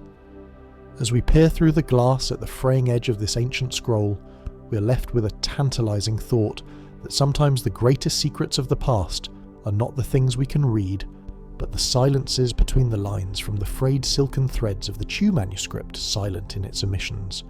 We move now to something far more solid, yet no less enigmatic. Bronze, cold, heavy, unyielding, cast not only as vessels of ritual, but as canvases for something far older and far stranger. Among the most iconic artifacts of ancient China are the ritual bronzes of the Shang and Zhou dynasties, dating as far back as 1600 BC. Their forms are varied: cauldrons, wine vessels, water basins, and their purpose is sacred. They were not made for daily use. They were offerings to ancestors, to spirits, to the unseen forces believed to govern heaven and earth. But it is not their function that has puzzled generations of scholars and archaeologists. It is what's on them. Staring out from the sides of these ancient bronzes, often centered, symmetrical, and unblinking, is a recurring image, one both abstract and alive. A pair of eyes, horns, fangs, sometimes framed by swirling patterns, sometimes emerging from the very geometry of the vessel itself. This is the Taoti, an ancient beast with no body, no limbs, no clear outline, just a face, distorted, devouring, and unknowable. In some renderings, it appears almost feline or bovine. In others, like an insect magnified or something entirely alien. It is always fragmented, seen straight on, as if looking into a mask or a mirror, never from the side, never in motion, as though fixed in place by the act of being watched. The term Taot itself does not appear until much later in texts from the Han Dynasty, nearly a millennium after the bronzes were made. There it is described as a greedy, gluttonous monster, a warning against excess. But this later moralization doesn't explain its presence on sacred vessels, nor its consistency across hundreds of sites from Anyong in Henan to the tombs of Sichuan. The question is as simple as it is unsettling. What is this face? Why did it matter so much to those who carved it into bronze again and again for centuries? Mainstream theories vary. Some suggest the type is purely decorative, an evolution of earlier animal motifs, part of a visual language known as Luin or thunder pattern, meant to evoke power, symmetry and order. Others believe it represents atomic spirits, ancestors or guardian deities, taking partial animal forms abstracted through generations of stylization. Another interpretation sees the teot as a ritual mask, a depiction of the shaman or priest transforming during rites of communion. Its distorted features, its empty gaze may reflect the altered state of those who spoke with the dead. But none of these explanations fully account for the consistency of the motif or the emotion it evokes. There's something off about the coyote, something about its symmetry, its lack of context, the way it seems neither fully human nor fully beast. Art historian Casey Chang once described it as a deliberate embrace of ambiguity, a symbol not of clarity but of threshold. More speculative voices have taken this further. Some propose that the tote was never meant to represent anything of this world, that it is instead a depiction of a spiritual force, one only partially glimpsed in ritual, impossible to render in full. Its missing body, its disjointed features, are not accidents of style but reflections of metaphysical truth. Others, pushing further into fringe territory, have proposed that the image represents a visitation, an encounter with something unearthly. They point to the intensity of the eyes, the unnatural proportions, the eerie similarity between imagery and certain hallucinatory visions reported in shamanic trances across cultures. Could it be that the title is a visual record of such an experience? Something burned into collective memory. Perhaps the most tantalizing detail is that some teoti bronzes were found in sealed tombs, alongside jade, bones, and oracle bones used in divination. These were not public art objects. They were instruments of communication designed for use in ceremonies whose full nature we may never understand. In some tombs, bronze vessels were found with their coyote faces turned inward toward the centre of the burial chamber as if watching silently in death. And there are layers still.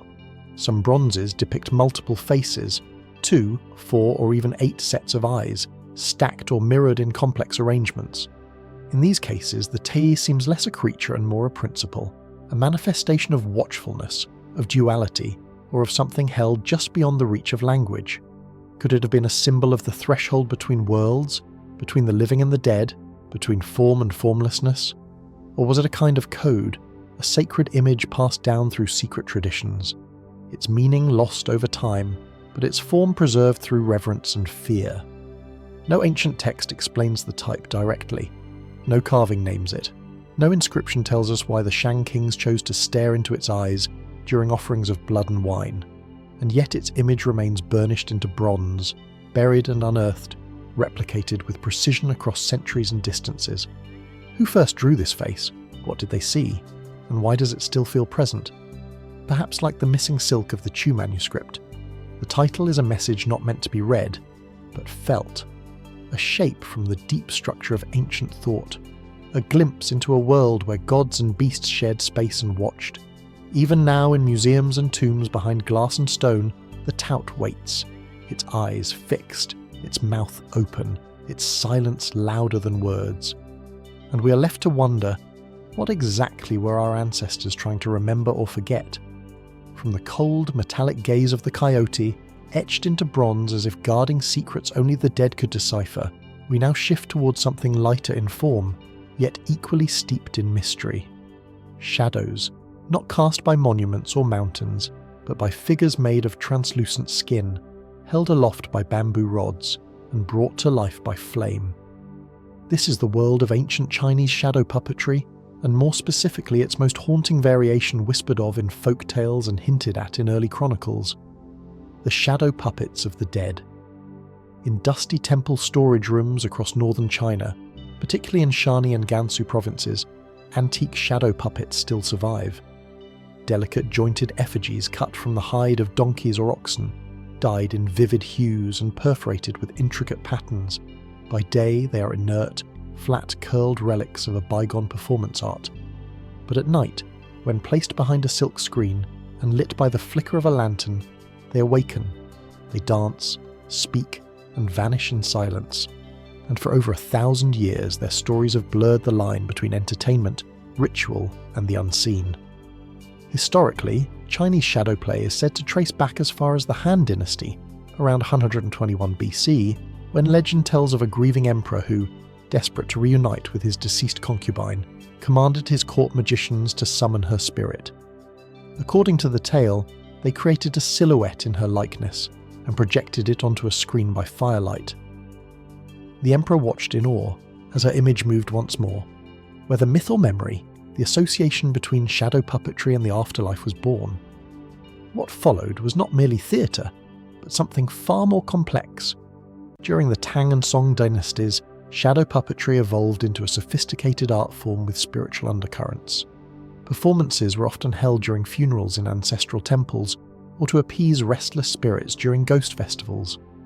The puppeteers, many of them shamans or hereditary ritualists, were not merely entertainers, they were intermediaries.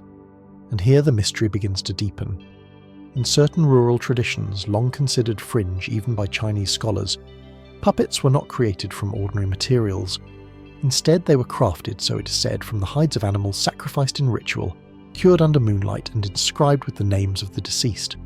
These were not toys, they were vessels.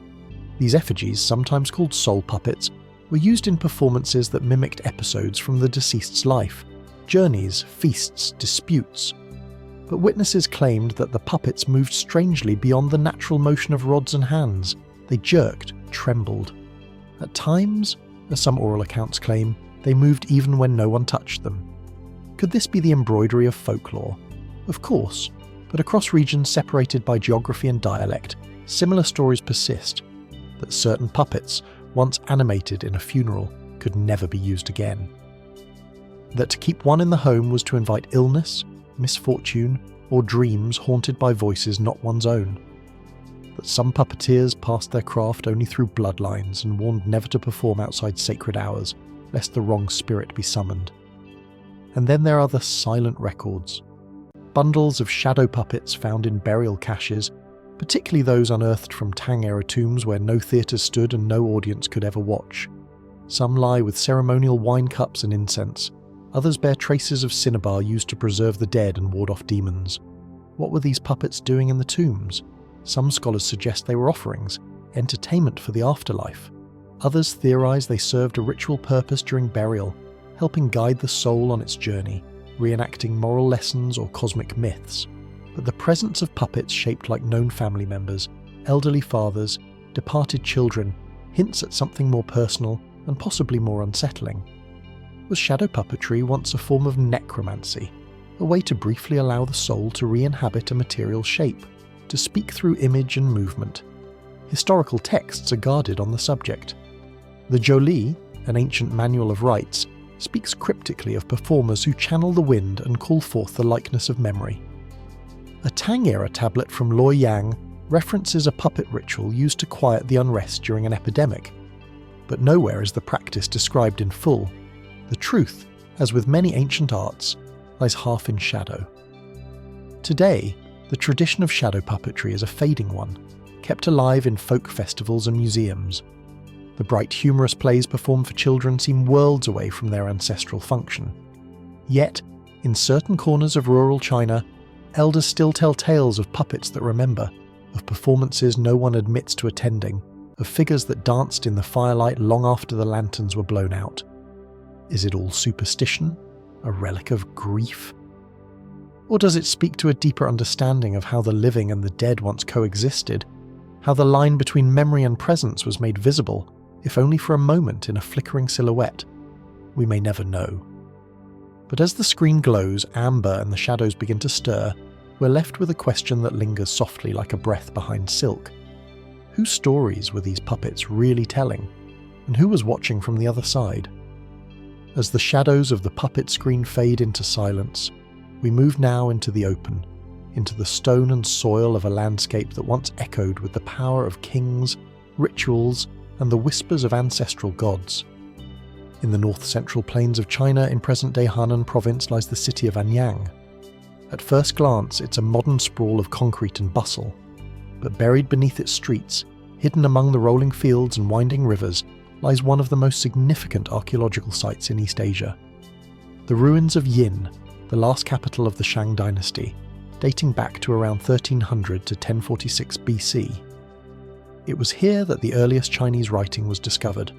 Oracle bones etched with divinations, records of war, sacrifice, and celestial observation. It was here that bronze vessels of unparalleled craftsmanship were unearthed, alongside chariots, jade, and the remains of human and animal offerings. But among the most visually arresting and least understood features of this ancient city are the giant face carvings found etched into cliffs, boulders, and stone blocks in and around the broader Anyang region.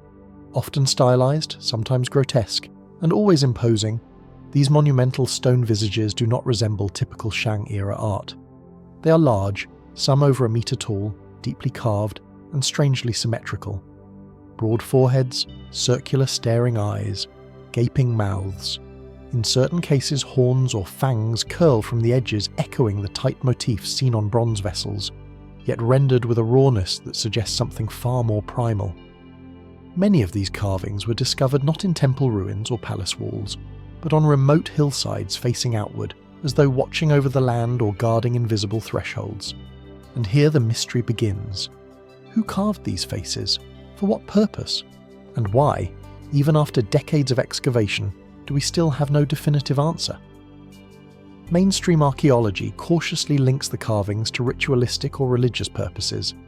The Shang civilization, after all, was profoundly spiritual. Its kings serve as high priests, its calendar aligned with lunar and solar cycles, its capital structured to reflect cosmic order. It's plausible that these faces were guardian figures, watchful spirits meant to ward off malevolent forces or to mark sacred ground. Others suggest they may be representations of deified ancestors, gigantic portraits of revered clan progenitors or mythic forebears. In this interpretation, the faces are not meant to be beautiful or even human, but overwhelming abstracted expressions of power and remembrance. And yet these explanations are not fully satisfying. Many of the faces bear no known writing, no surrounding iconography, and no consistent placement. Some are carved into isolated rock outcrops far from any burial mound or settlement. Others are so weathered that their original context has been lost entirely. Furthermore, stylistic differences suggest they were carved over a long span of time, perhaps even before the Shang dynasty itself. Could they be remnants of an earlier culture, later incorporated into Shang religious life? Or were they created intentionally in primitive form to invoke a sense of the ancient or divine? More speculative theories abound. Some scholars working on the edges of accepted history propose that the faces reflect spirit beings seen during trans rituals, visualizations of deities or underworld guardians encountered by shamans. In this view, the crude symmetry and exaggeration are not flaws, but transcriptions of visionary experience rendered into stone to preserve fleeting glimpses into other realms. Others wonder if the carving served a protective astronomical function, aligned with celestial events or positioned to mark solstices, eclipses, or planetary conjunctions. The eyes, in particular, have drawn attention, wide, circular, often emphasized with deep grooves. Could they have once been painted, inlaid, or used to track the sun's arc across the sky? And there are even stranger whispers. In local folklore, particularly among elderly villagers in outlying areas, there are stories, rarely written down, of the faces that watched. Tales speak of travellers who passed too close and dreamed of stone eyes following them, of farmers who avoided certain cliffs, believing the faces to be ancient gods or cursed kings, turned to stone as punishment or penance. A few accounts mention ceremonies long since abandoned, where offerings were left at the base of the carvings, not for celebration, but for appeasement. Do these legends stem from psychological unease at the face's uncanny expressions? Or do they hint at a deeper memory, a time when these figures were not inert rock, but active participants in the spiritual life of the region? One particularly worn carving, unearthed partially during a hillside erosion event in the late 1990s, revealed something strange. Its eyes had been filled with black pigment, traces of which still remain. Whether the colouring was decorative or symbolic is unknown, but it forces a question. Were these faces once meant to be seen at night lit by fire, their eyes glistening in the dark? As the archaeological community continues its patient work, no definitive interpretation has emerged. Some faces have been removed and preserved in museums. Others remain exposed, weathering slowly under wind and rain, their features growing more abstract with each passing season. They do not speak, they do not move, and yet they seem to demand attention. Perhaps the mystery of the Anyong face carvings is not simply in who carved them or why, but in the sensation they create. A visceral awareness of being watched, a quiet insistence that someone long ago wanted to be remembered, or to remember something no longer clear to us. Are they monuments, guardians, warnings, or are they the silent echoes of a civilization reaching into stone to express what could not be written? Fears and truths too vast for words. In the ancient earth of Anyang, beneath and beyond the oracle bones and royal tombs, the giant faces remain, unblinking, unyielding, waiting perhaps for someone to finally understand what they have been trying to say for over 3,000 years. From the chiseled faces of Anyong, silent, watchful sentinels of an ancient age, we ascend now into the realm of myth, a place not bound by walls or stone, but by the imagination of a civilization that looked skyward, seaward, and inward, searching for the origins of power, immortality, and divine order. We journey now to the 4 immortal mountains. Long before the first dynasties were carved into bamboo slips, before the bronze bells of ritual and the oracle bones of kings, ancient Chinese cosmology spoke of 4 sacred peaks, floating islands said to exist at the eastern edge of the world beyond mortal reach. They were called Pengli, Fengjiang, Yingzhou, and Dao. 4 mythic mountains are said to drift atop the sea, buoyed by giant sea turtles, shrouded in mist and guarded by phoenixes and keen. They were home to immortals, sages who had transcended death, and gods who knew the secrets of the cosmos. At the top of these mountains grew trees of gold and jade, where peaches ripened only once every 3,000 years, fruit that could bestow eternal life. Waters from their springs healed any wound. Metals forged there never rusted. It was here, legend said, that the secrets of alchemical transformation, divine wisdom, and the art of living forever could be found. But where are these mountains? Were they ever meant to be real? Or are they reflections of something deeper? Echoes of a prehistoric geography now lost to time. Classical texts such as the Shanhai Jing, the classic of mountains and seas, compiled as early as the 4th century BC, describe these places in stunning detail. The immortal mountains were said to be located in the eastern seas just beyond the reach of human vessels. And yet, emperors tried. During the 3rd century BC, Qin Shi Huang, the first emperor of unified China, famously dispatched Xu Fu, a court magician, to sail east in search of Pangli and its elixirs. He was given ships, men, and a promise of great reward if he returned with immortality. But Xu Fu never came back. Some say he perished at sea, others whisper he landed on distant shores, perhaps even in Japan, and became a god king among foreign peoples. And a few suggest something stranger still, that he found something and chose never to return. But what was he searching for? Were the immortal mountains mere metaphors, representations of spiritual transcendence?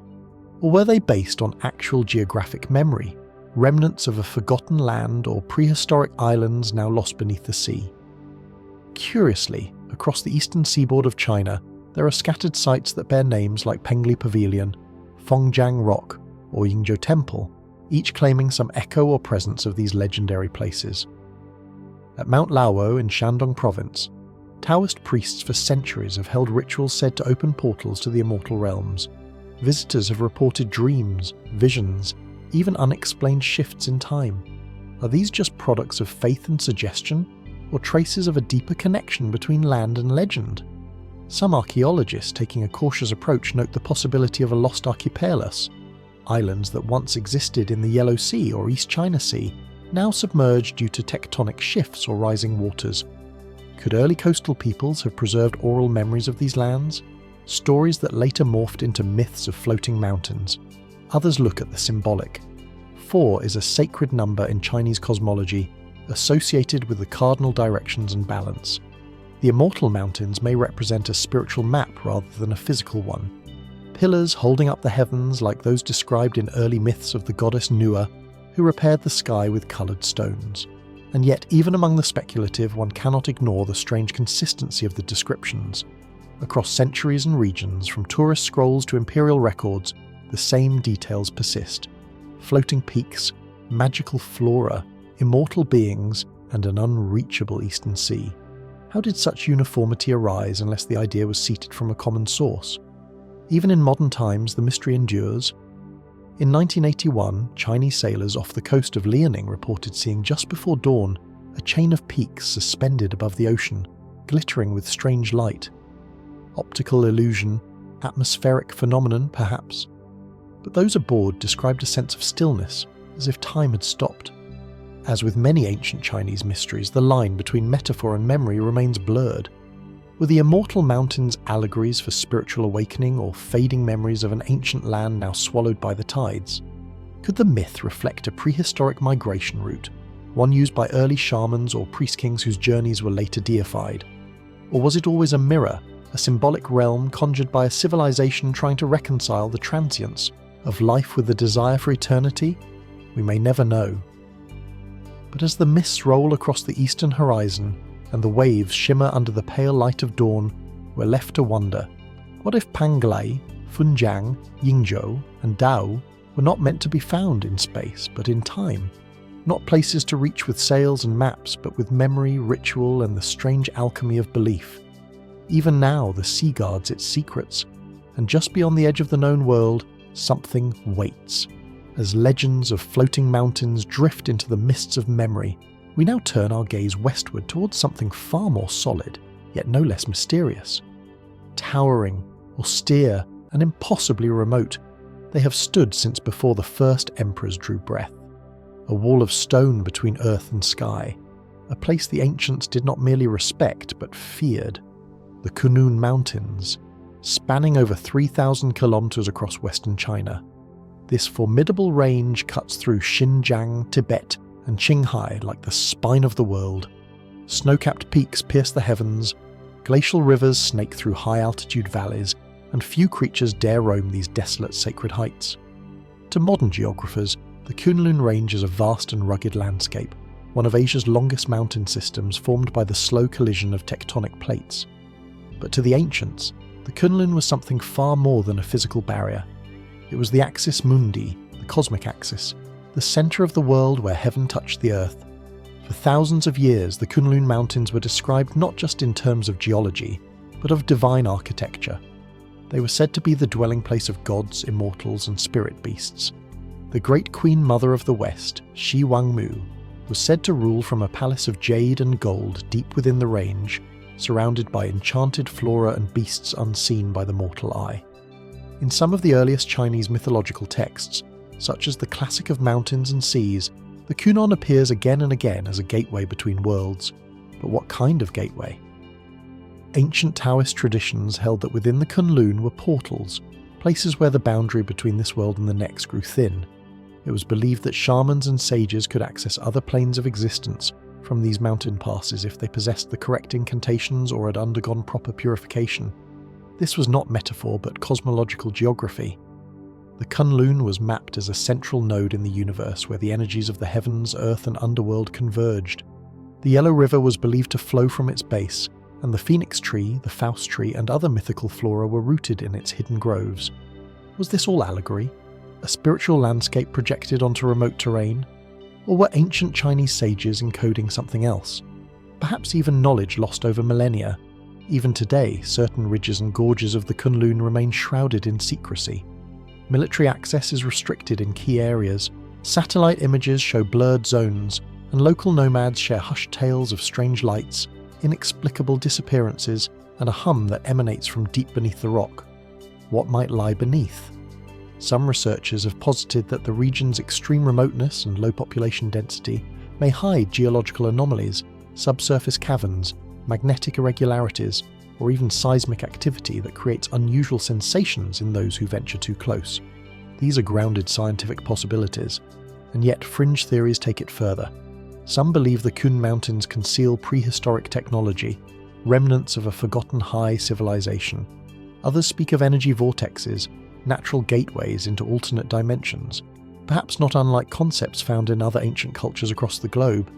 Could the Kunlun Mountains be China's counterpart to the sacred peaks of the Andes, or the pyramidal structures of Mesoamerica? Curiously, several UFO reports in China over the last few decades have emerged from areas adjacent to the Kunlun. The sightings describe craft that seem to disappear into the mountain mist, or hover with unnatural stillness over snow-covered peaks. Again, explanations vary. Meteorological phenomena, surveillance technology, misidentification, but the pattern is persistent enough to provoke questions. One of the most enduring mysteries is the tale of the Forbidden Zone of Kunlun, a valley allegedly near the Kunlun Pass, where numerous explorers are said to have vanished without trace. Chinese media occasionally refers to it as a death valley, where compasses spin erratically and radio signals fail. Some accounts claim bodies have been found with expressions of terror, but without any visible injuries. These stories, of course, are anecdotal, circulating through local folklore, fringe publications and internet forums. But they echo a very old belief that the Kun is not just a place of physical challenge, but of spiritual danger, that it is sacred, and sacred places often guard their secrets with jealous intensity. What then are we left with? A mountain range that exists as much in myth as in map, a place once believed to be the dwelling of gods, the source of rivers, the root of immortality itself. A terrain of extreme beauty and desolation layered with stories too old to trace. And yet something about the Kun endures beyond poetic imagery. Perhaps it's the scale, perhaps it's the silence, or perhaps, just perhaps, there's something still there, a presence, a memory, a truth that hasn't yet been fully uncovered. Are the Kunlun Mountains simply a monument to ancient imagination? Or is there still something hidden within their shadows? Something that once allowed mortals to touch the divine? The winds still howl across the peaks, the snow still buries the paths.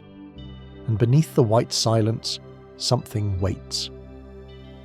From the lofty heights of the Kunlun Mountains, where earth and heaven are said to meet, we descend now into the realm of written memory, where truths are captured not in stone or wind, but in ink and parchment. In a quiet chamber of the past, amidst dust-laden shelves and the faint scent of centuries-old woodblock ink, a singular tome once aimed to contain the sum of all known knowledge. Its name, the Sanxingdui, the illustrated compendium of the three realms. Compiled during the late Ming dynasty in the early 17th century, the Sanxingdui was the monumental work of scholars Wang Qi and his son Wang Sei, an encyclopedic opus spanning hundreds of meticulously illustrated volumes. It sought to categorize the known universe into three realms: heaven, Tian, earth, Di, and man, Ren, a cosmic triad foundational to Chinese thought. Today, what remains of this encyclopedic vision is still staggering. With over 100 volumes preserved, the surviving work contains rich woodblock prints and detailed annotations on astronomy, geography, botany, zoology, mechanics, architecture, religion, and medicine. It is a breathtaking time capsule of Ming Dynasty intellect, deeply rooted in classical Chinese scholarship, yet also surprisingly global in its scope. There are maps of faraway lands, diagrams of mechanical inventions, and references to foreign peoples long before modern contact. Some entries describe Western technology with uncanny accuracy, long before such devices became common in China. Others depict constellations, mineral formations, and ancient tools whose origins remain ambiguous even today. But here's where the mystery begins. Early court records suggest that the original Sanxingdui contained over 160 volumes, yet only about 105 have survived. What happened to the rest? Some scholars argue they were lost to time, consumed in palace fires, destroyed during periods of dynastic upheaval, or scattered when the Ming fell to the Qing. Others point to gaps in specific subjects, volumes rumoured to contain unusual cosmographies, alchemical diagrams, or astronomical data drawn from obscure or now lost sources. Could it be that among the missing volumes were texts that challenged orthodoxy, or included ideas too dangerous, too speculative, or too esoteric to preserve? A few records from Qing scholars hint at volumes describing stars not of this firmament, maps of inner continents beneath the oceans, and strange devices buried in the earth, of unknown origin but immense power. While these may be embellishments, they raise unsettling questions. One now missing entry, briefly mentioned in a Ming-era index, reportedly detailed a mechanical dragon said to have flown short distances using heat and pressure, a marvel that echoes other tales of automata lost to Chinese antiquity. Another absent section was said to describe the voice of the heavens, possibly a reference to sonic phenomena or even early experiments with resonance and frequency. Are these legends creations of later imaginations or tantalizing clues about knowledge once known and then forgotten? Intriguingly, some researchers believe that these missing volumes may still exist, hidden in private collections, locked within the archives of ancient families, or sealed in remote monastery libraries that have yet to be catalogued in the modern era. In 2012, a fragment from what appears to be an unknown volume of the Sangai Tujing surfaced in a private sale in Taiwan. It contained illustrations not found in any of the preserved volumes, depicting what seemed to be complex star charts, arranged in a non-traditional grid system, and curious annotations about lunar shadows. Was it real, or a forgery created to capitalize on the aura of the lost texts? No one knows for certain. The document vanished into a private collection before it could be thoroughly verified. Still, the implications stir the imagination. What if some of these lost volumes contained priming translations of older texts, scrolls dating back to the Han, the Zhou, or even earlier? What if fragments of Atlantan-like myths, alienation theories, or early parallel geography were embedded in the framework of classical Chinese thought, but stripped from the historical record? When have they become inconvenient? Even more grounded scholars admit there are simply too many unexplained voids. The surviving work contains cross-cultural references that suggest access to knowledge not commonly available during that era. Mentions of peculiar sea routes, unknown mechanical systems, and celestial bodies unseen to the naked eye all hint at a deeper, broader pool of information, much of it now just out of reach. Is it possible that the full Sankai Tujing once held a vision of the cosmos that merged myth, science, philosophy, and the supernatural into a unified tapestry? Something we're only beginning to glimpse again through modern quantum theory, multidimensional cosmology, and ancient comparative mythology? Or were its editors simply products of their time, drawing from tales, travellers, and rumours to construct a mosaic of wonder? Either way, the missing volumes remain a silent enigma, a puzzle box with empty spaces. They remind us that the archive of human knowledge is not complete, that even great civilizations have lost things deliberately, carelessly, or mysteriously. And so we're left to wonder what else might the Sankai Tujing have revealed had it remained whole. What fragments of wisdom have drifted beyond reach like volumes swallowed by the sea of time, their pages unopened, their secrets unread? Somewhere, perhaps in a forgotten chamber, those answers still wait. From the fragile pages of lost encyclopedias, where knowledge vanishes between the margins of history, we turn to another silence, this one carved into the land itself, a place that once pulsed with imperial might only to fall into shadow. Its decline was as swift as it was unexplained. Jiangdu, the western capital of the Jin dynasty. Today, its remnants lie quietly beneath the modern city of Beijing, buried under layers of asphalt and time. Yet, 8 centuries ago, this city was one of the greatest power centres in northern China, an epicenter of political control, military strength, and cultural grandeur. Constructed in the 12th century by the Gurchin-led Jin dynasty, after their conquest of the northern Song, Zhongdu was more than a political seat. It was a statement of permanence, a declaration of dominion over the vast contested northern plains. Its wide avenues, intricate canals, and soaring palace walls rivaled even the ancient capitals of Luoyang and Chong'an. Travellers wrote of its dazzling marketplaces and of towers that reached toward the sky. And then, barely a century later, it was gone. What could cause a capital city to vanish so quickly from prominence, from purpose, and from memory? The official story found in historical records is one of war and conquest. In 1215, the Mongol forces of Genghis Khan laid siege to Zhongdu, surrounding it in a brutal campaign that lasted months. Starvation gripped the population. Fires tore through entire districts. When the walls fell, the city was consumed, its buildings reduced to ash, its citizens slaughtered or scattered. It was, in historical terms, a catastrophic but explainable defeat. one of many during the relentless Mongol expansion. And yet, something doesn't quite add up. Contemporary accounts, both Chinese and foreign, mention strange preludes to the city's fall. Writings from Jin officials and local scholars hint at internal unrest, sudden disappearances and omens in the sky seen months before the Mongols arrived. One document speaks of earth that opened without tremor, swallowing whole storehouses overnight. Another describes a sky fire that burned without smoke, possibly meteoric, possibly something else. A handful of surviving palace logs refer to an urgent effort to relocate archives and relics before the siege ever began.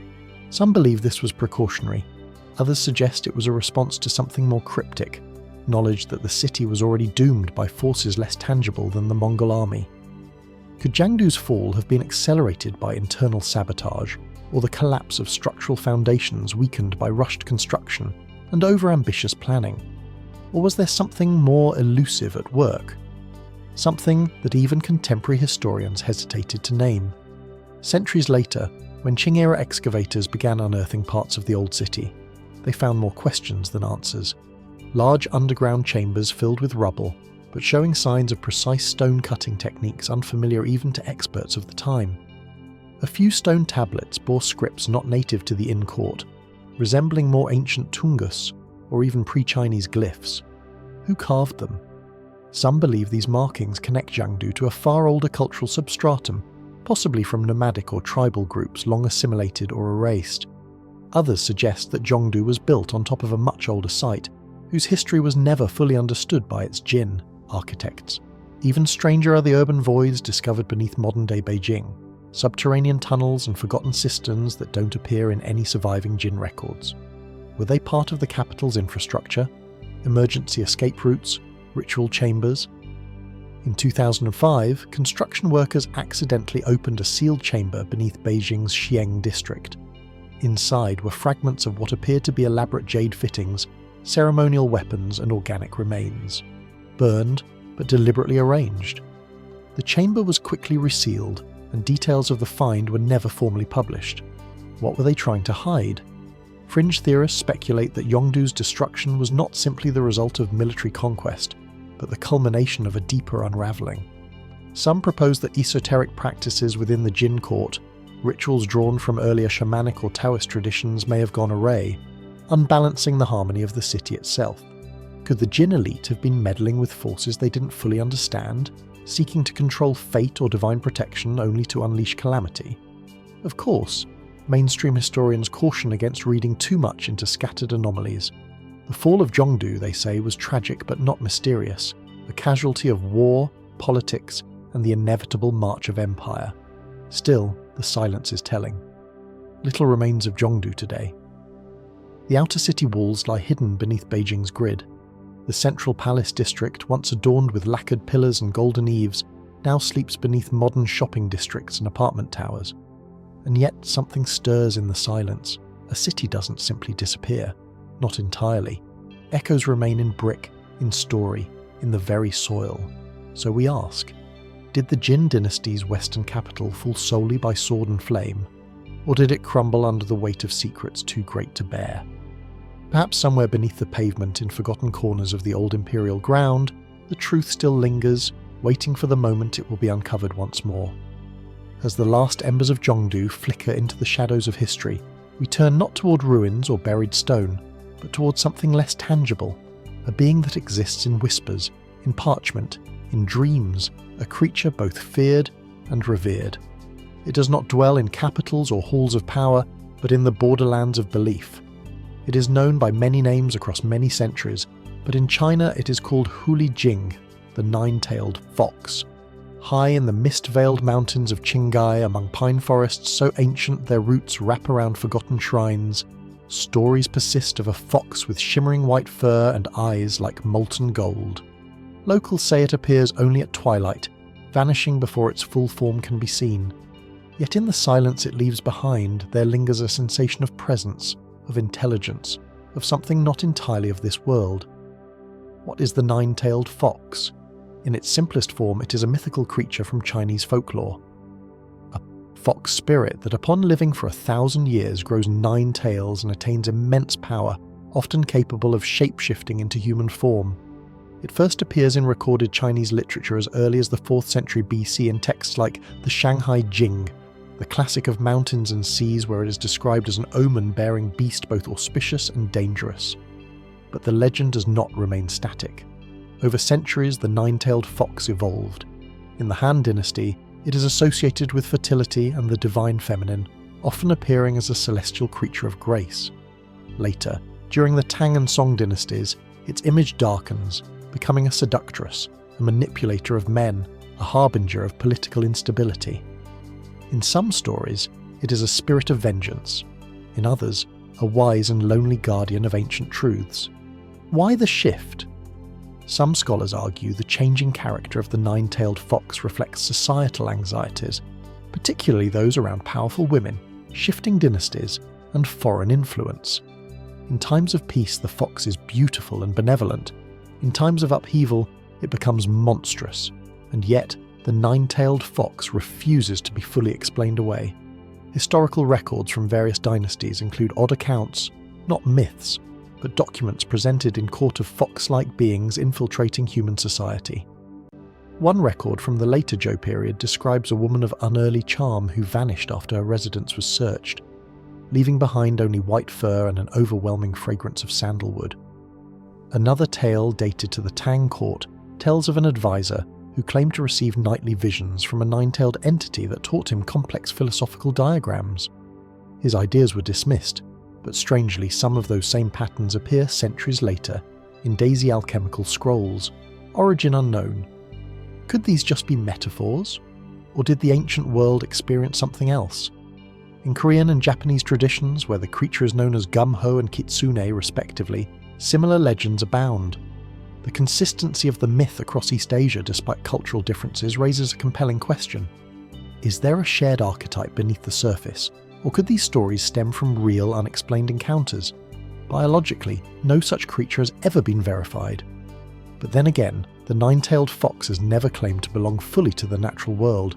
It slips between dimensions, symbolic, spiritual, psychological. Some folklorists suggest the nine-tailed fox represents liminal energy, the border between wild and civilized, between human and animal, between reality and dream. In this light, the creature is not evil or good, but a mirror reflecting back what we bring into the encounter. More esoteric theories suggest something even stranger. Could the nine-tailed fox be a residual memory? An echo of a once-living species now extinct or transformed beyond recognition, or a manifestation of consciousness summoned through collective belief, akin to the Tibetan concept of a tulpa. There are those who point to unusual sightings, even in modern times, of foxes larger than nature should allow, with unusual behaviours or strange lights accompanying their appearance. In 1983, a remote village in Hannan reported a week-long series of phantom lights and livestock disruptions, culminating in the sighting of what witnesses described as a fox with feathers of fire leaping across rooftops. The reports were never explained. Still others suggest that the nine-tailed fox is a cipher for celestial intelligence, a being not born of Earth, but watching it. A guardian, perhaps, or something far more ancient. Throughout Chinese mythology, 9 is a number of powers. It is the number of the emperor, of dragons, of completeness. That the fox is granted 9 tails is not incidental. It places the creature near divinity. Could it be that ancient peoples intuited this fox as a symbol of encoded knowledge, a living riddle? Modern psychology might call it a projection, an anthropomorphized force expressing unconscious fears or desires, but that too leaves something unsaid. Why does the nine-tailed fox persist? Why does it continue to haunt poetry, dreams, cave murals, opera masks, and yes, even modern films and games thousands of years after it was first imagined? Perhaps it is not just a tale, but a threshold, not of fur and fang, but of meaning, a shimmering veil across time and consciousness. So we ask, what lies behind the eyes of the nine-tailed fox? Is it merely our imagination staring back at us? Or something far older, far more real, and still watching from the shadows of the world? Even now, in moonlit forests and the fading ink of ancient scrolls, it waits, a mystery not yet ready to reveal its final form. From the flickering illusions of the nine-tailed fox, an entity of smoke, shape, and shadow, we descend into the tangible yet no less mysterious. Objects that do not vanish but reflect, that capture not just the face but perhaps something more. To behold one is to encounter a paradox. Smooth on one side, polished to a faint glow like watered silk, ornate on the reverse, inscribed with dragons, phoenixes, cosmic symbols, and invocations to light and virtue. They shimmer with a beauty that is both functional and symbolic, both personal and imperial. And yet some of these mirrors, particularly those recovered from the Han Dynasty tombs, seem to do more than reflect. They reveal. A number of these ancient mirrors, when placed under strong sunlight and projected against a wall, appear to cast the pattern on their backs through their solid, reflective face. In other words, the design on the reverse becomes visible in the mirror's light beam, as though the bronze itself is somehow transparent to energy. How modern metallurgists have puzzled over this for decades. The phenomenon, now called the magic mirror effect, was first recorded in the West in the 19th century by British scientist William Bragg, but had been observed in China centuries earlier. One Tang Dynasty text describes a divine mirror which sends the image of the dragon into the air, though none is etched upon its face. To this day, there is no fully agreed upon explanation for how these mirrors project their designs. Some theorists point to the subtly varied thickness of the bronze during casting, imperceptible to the eye, but creating micro-deformations during polishing. These deformations scatter light in such a way that the back's pattern becomes embedded in the mirror's surface at a microscopic level. And yet, not all mirrors exhibit this effect, only a select few. Many of these rare mirrors are crafted with stunning precision, far beyond what ancient metallurgy was assumed to be capable of.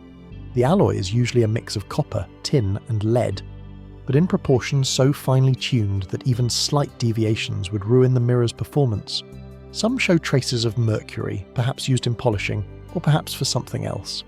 A number of magic mirrors were recovered from imperial tombs, notably those of high-ranking Han nobles.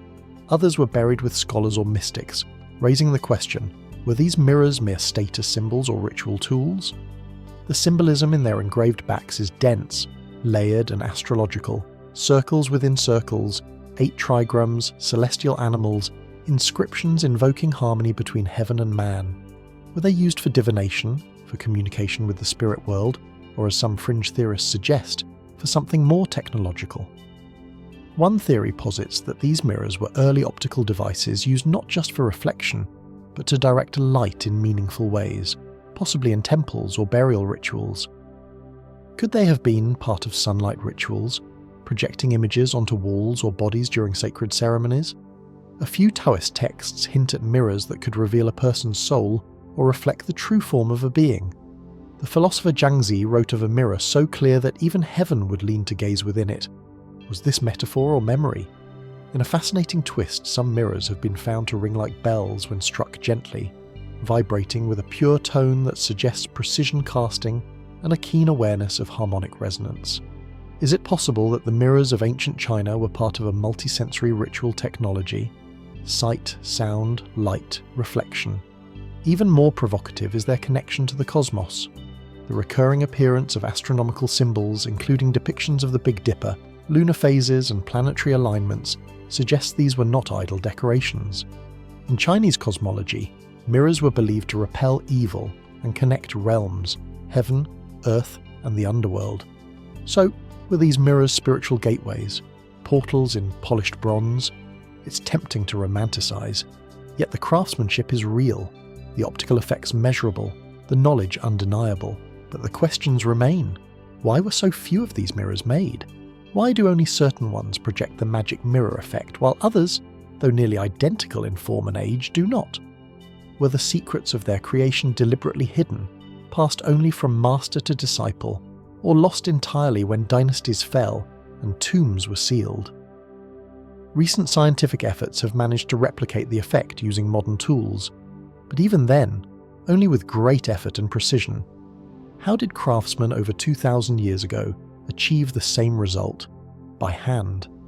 And if they understood how light could be bent, projected, encoded, what else might they have known? One mirror recovered from Hunan province bears an inscription. The heart that sees truth is clearer than any reflection, a poetic sentiment or a deeper clue. We may never know. Perhaps these mirrors were never meant to answer questions, only to invite them. So we ask, when you gaze into an ancient mirror, what stares back? Is it your own reflection, or the echo of a civilization that understood light and meaning in ways we have yet to remember? Somewhere in the quiet corridors of a museum, or the sealed silence of a tomb, the last of the ancient mirrors waits. Its surface is calm, its truth still hidden beneath the light. From the smooth, light-bending surfaces of the ancient mirrors, we move deeper into the metalwork of early Chinese civilization, into something more lie-like, more imposing, and infinitely more unsettling. They stand rigid yet eerily present, silent sentinels forged not from stone or clay, but metal, bronze, copper, and iron, crafted with an intensity of detail that is even now difficult to ignore. The copper men of the Han Dynasty, some call them statues, others call them machines, and some simply anomalies. The most well-documented account comes from Han Dynasty texts, notably during the reign of Emperor Wu of Han, our 14187 BC, one of China's most ambitious and cosmically inclined rulers. Within his sprawling palatial complexes and ritual spaces, there were said to be 12 life-sized copper men, cast in full armour with weapons in hand, their bodies inscribed with writings of celestial importance. Descriptions of these figures are found in early historical records such as the Book of Han, where they are described as standing tall and solemn in the imperial court, serving as both military symbols and repositories of knowledge. But were they merely ceremonial or something more? Modern archaeologists have recovered only fragments, oxidized limbs, decorative motifs, iron casings scorched by time. Some remnants suggest these were not hollow shells, but dense, intricately cast forms filled with complex internal supports. A few reports even describe traces of movable joints hinting at articulation. What purpose could statues like these serve? Were they guardians placed to watch over sacred texts, secrets of the heavens, or the gates of the emperor's afterlife? Or could they have held a mechanical function? This is where the mystery begins to deepen. Some Han-era texts suggest that Emperor Wu commissioned not only symbolic works but also functional automata, figures that could move, gesture, or even produce sound. One poem from the Hainanzi, a philosophical work of the time, hints at men of bronze who shout warnings at the wind and guardians whose eyes shine in darkness. Are these poetic metaphors or distorted memories of an ancient innovation now lost? The Han court was known to employ engineers, alchemists, and natural philosophers, many of whom dabbled in what we might call proto-science. One figure in particular stands out: Zhang Hang, an inventor and astronomer credited with building an earthquake detector that could identify distant seismic activity using a series of weighted bronze balls and mechanical dragons. If such complexity was possible during that era, could the copper men have been more than statues? Some fringe theorists speculate that they may have functioned like early training dummies or demonstration tools designed to showcase armor techniques or celestial knowledge. Others propose that they could have served as interactive ritual objects activated during ceremonies through fire, water, or pressure. Even more speculative are accounts found in later diarist alchemical texts describing metal men who hold the secrets of the constellations and guard the immortal paths. Were these inspired by the Han statues or part of the same esoteric tradition? There's also the question of their disappearance. By the end of the Han Dynasty, the copper men had vanished from official records. No clear documentation explains whether they were dismantled, hidden, or melted down for war. Some believe they were buried with the emperor, or worse, destroyed during later dynastic purges, which often targeted anything deemed heretical or too closely tied to heaven's secrets. But tantalizing fragments persist. In 1983, during renovations near Xi'an, fragments of a large copper torso were uncovered. Its surface is covered in faint celestial etchings. Nearby were remnants of scorched earth and melted alloy, suggesting either ritual cremation or destruction by fire. The artifact bore uncanny similarities to the accounts of the copper men. And in 2002, during an excavation in Hubei province, archaeologists uncovered copper figurines with articulated limbs, smaller than life-size but possessing joint structures similar to modern action models. These were buried in a workshop near a once grand estate dating back to the late Western Han. Coincidence? Or a glimpse into a lost workshop of the copper men? What remains unclear is the true intent behind these figures. Were they military propaganda, iron-bodied emblems of strength and invincibility? Or were they esoteric instruments, devices of knowledge transmission coated in metal? The Han Dynasty, after all, believed in a cosmic mandate that the emperor ruled not by birthright, but by celestial approval. Every object in the court carried layers of meaning. A mirror might reflect the soul. A statue might hold the stars. If the copper men embodied knowledge, might their inscriptions, many of which are now lost or eroded, have carried scientific or astronomical information encoded in symbolic form? Could they have functioned like ancient memory systems, preserving complex data in a preliterate visual language? Or perhaps they were just guardians, silent and heavy, placed to terrify or inspire. A reflection not of heaven, but of human ambition. We may never know. The copper men remain largely absent from museum shelves, their bodies fragmented, their purpose debated, their voices, if they ever had them, long silent. But the question lingers, were these statues merely bronze effigies of military might, or did they once move, however subtly, with the breath of ancient ingenuity? What secrets did they carry in their cold copper veins? And more haunting still, could they have been watching? Not just the emperor, but us. The mystery of the copper men endures silent, patient and unfinished. Somewhere beneath layers of earth or forgotten within sealed tombs, they may still be standing, waiting. As the metallic silence of the copper men fades into history, our attention turns toward the earth once again, to a quieter, older enigma nestled in the lush valleys of central China. A civilization that left behind no great walls, no towering statues, only fragments, impressions and questions. Welcome to the world of Daxi culture. Stretching along the middle reaches of the Yangtze River near what is today Hubei and Hunan provinces, the land once occupied by the DXY is fertile and green, laced with winding rivers and misted hills. It is a landscape of abundance where ancient people hunted, fished, farmed, and evidently thrived. Yet for all their success, the DXY people who lived from approximately 5,000 to 30,000 BC seem to have simply vanished without conquest, without fire, without burial mounds filled with kings. Their disappearance, like a shadow slipping into dusk, remains one of early China's most perplexing puzzles. Who were they, and why did they fade so suddenly? Archaeologists first uncovered traces of the Daxi in the 1920s, but more significant findings came decades later, with the excavation of sites like Daxi and Kujialing. The Daxi were skilled potters known for their fine red and black ceramics, many of which were incised with unique decorative patterns, evidence of both aesthetic taste and cultural cohesion. Their pottery often included intricate spirals, fish motifs, and bird shapes pointing to a deep connection with nature and perhaps something more symbolic. They lived in semi-subterranean homes, practiced rice agriculture, and appear to have maintained extensive trade networks with artifacts showing connections stretching far across prehistoric China. Stone tools, jade ornaments, and woven textiles speak to a society that was not primitive, but organized, refined. And yet, around 3000 BC, the Daxi sites go quiet.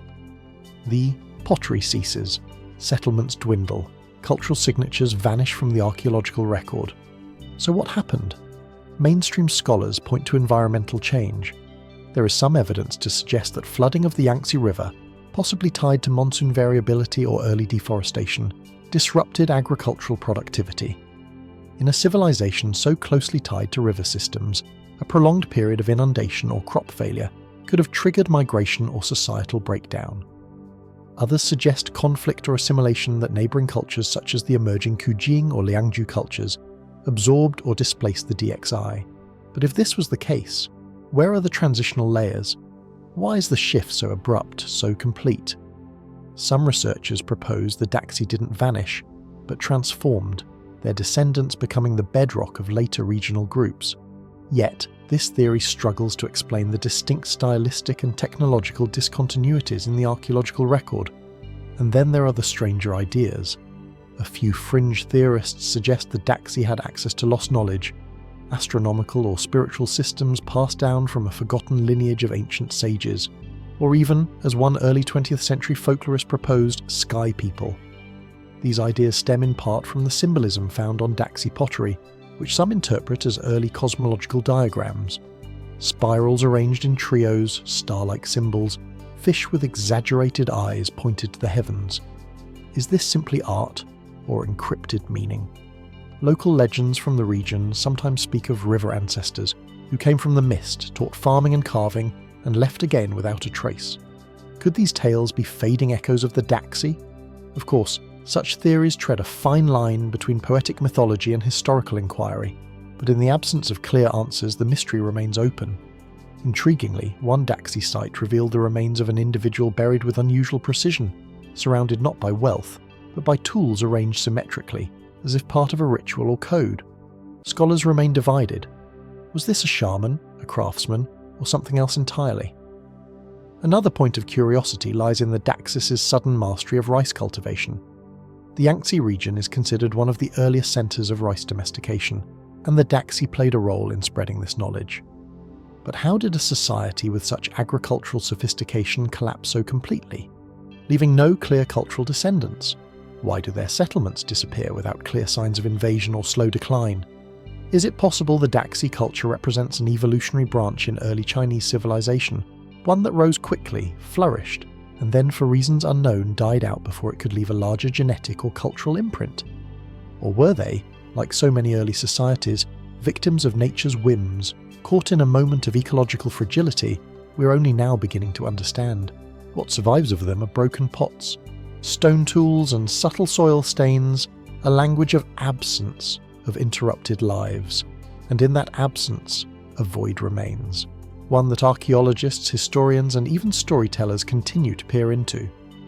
Perhaps somewhere beneath the river silt or hidden beneath forest roots, more of the Daxi story waits to be uncovered. Or perhaps the greatest clues have already been found, scratched into the side of a ceramic bowl, overlooked, untranslated. Why did the Daxi vanish so completely? Did they leave or were they erased? The past does not always disappear loudly. Sometimes it simply slips beneath the current. And still we wonder what else lies buried in the valley of the Yangtze, waiting to return to the light. The Yangtze Valley holds the silence of those who vanished. But not all mysteries are rooted in loss. Some are born from stories that refuse to disappear, tales passed down for centuries through ink, brush and voice until they became something more than myth. They became memories, they became beliefs. We now journey from riverbanks to the open sea to a place between realms, where gods and mortals meet in stories that defy time. This is the legend of the 8 immortals crossing the sea.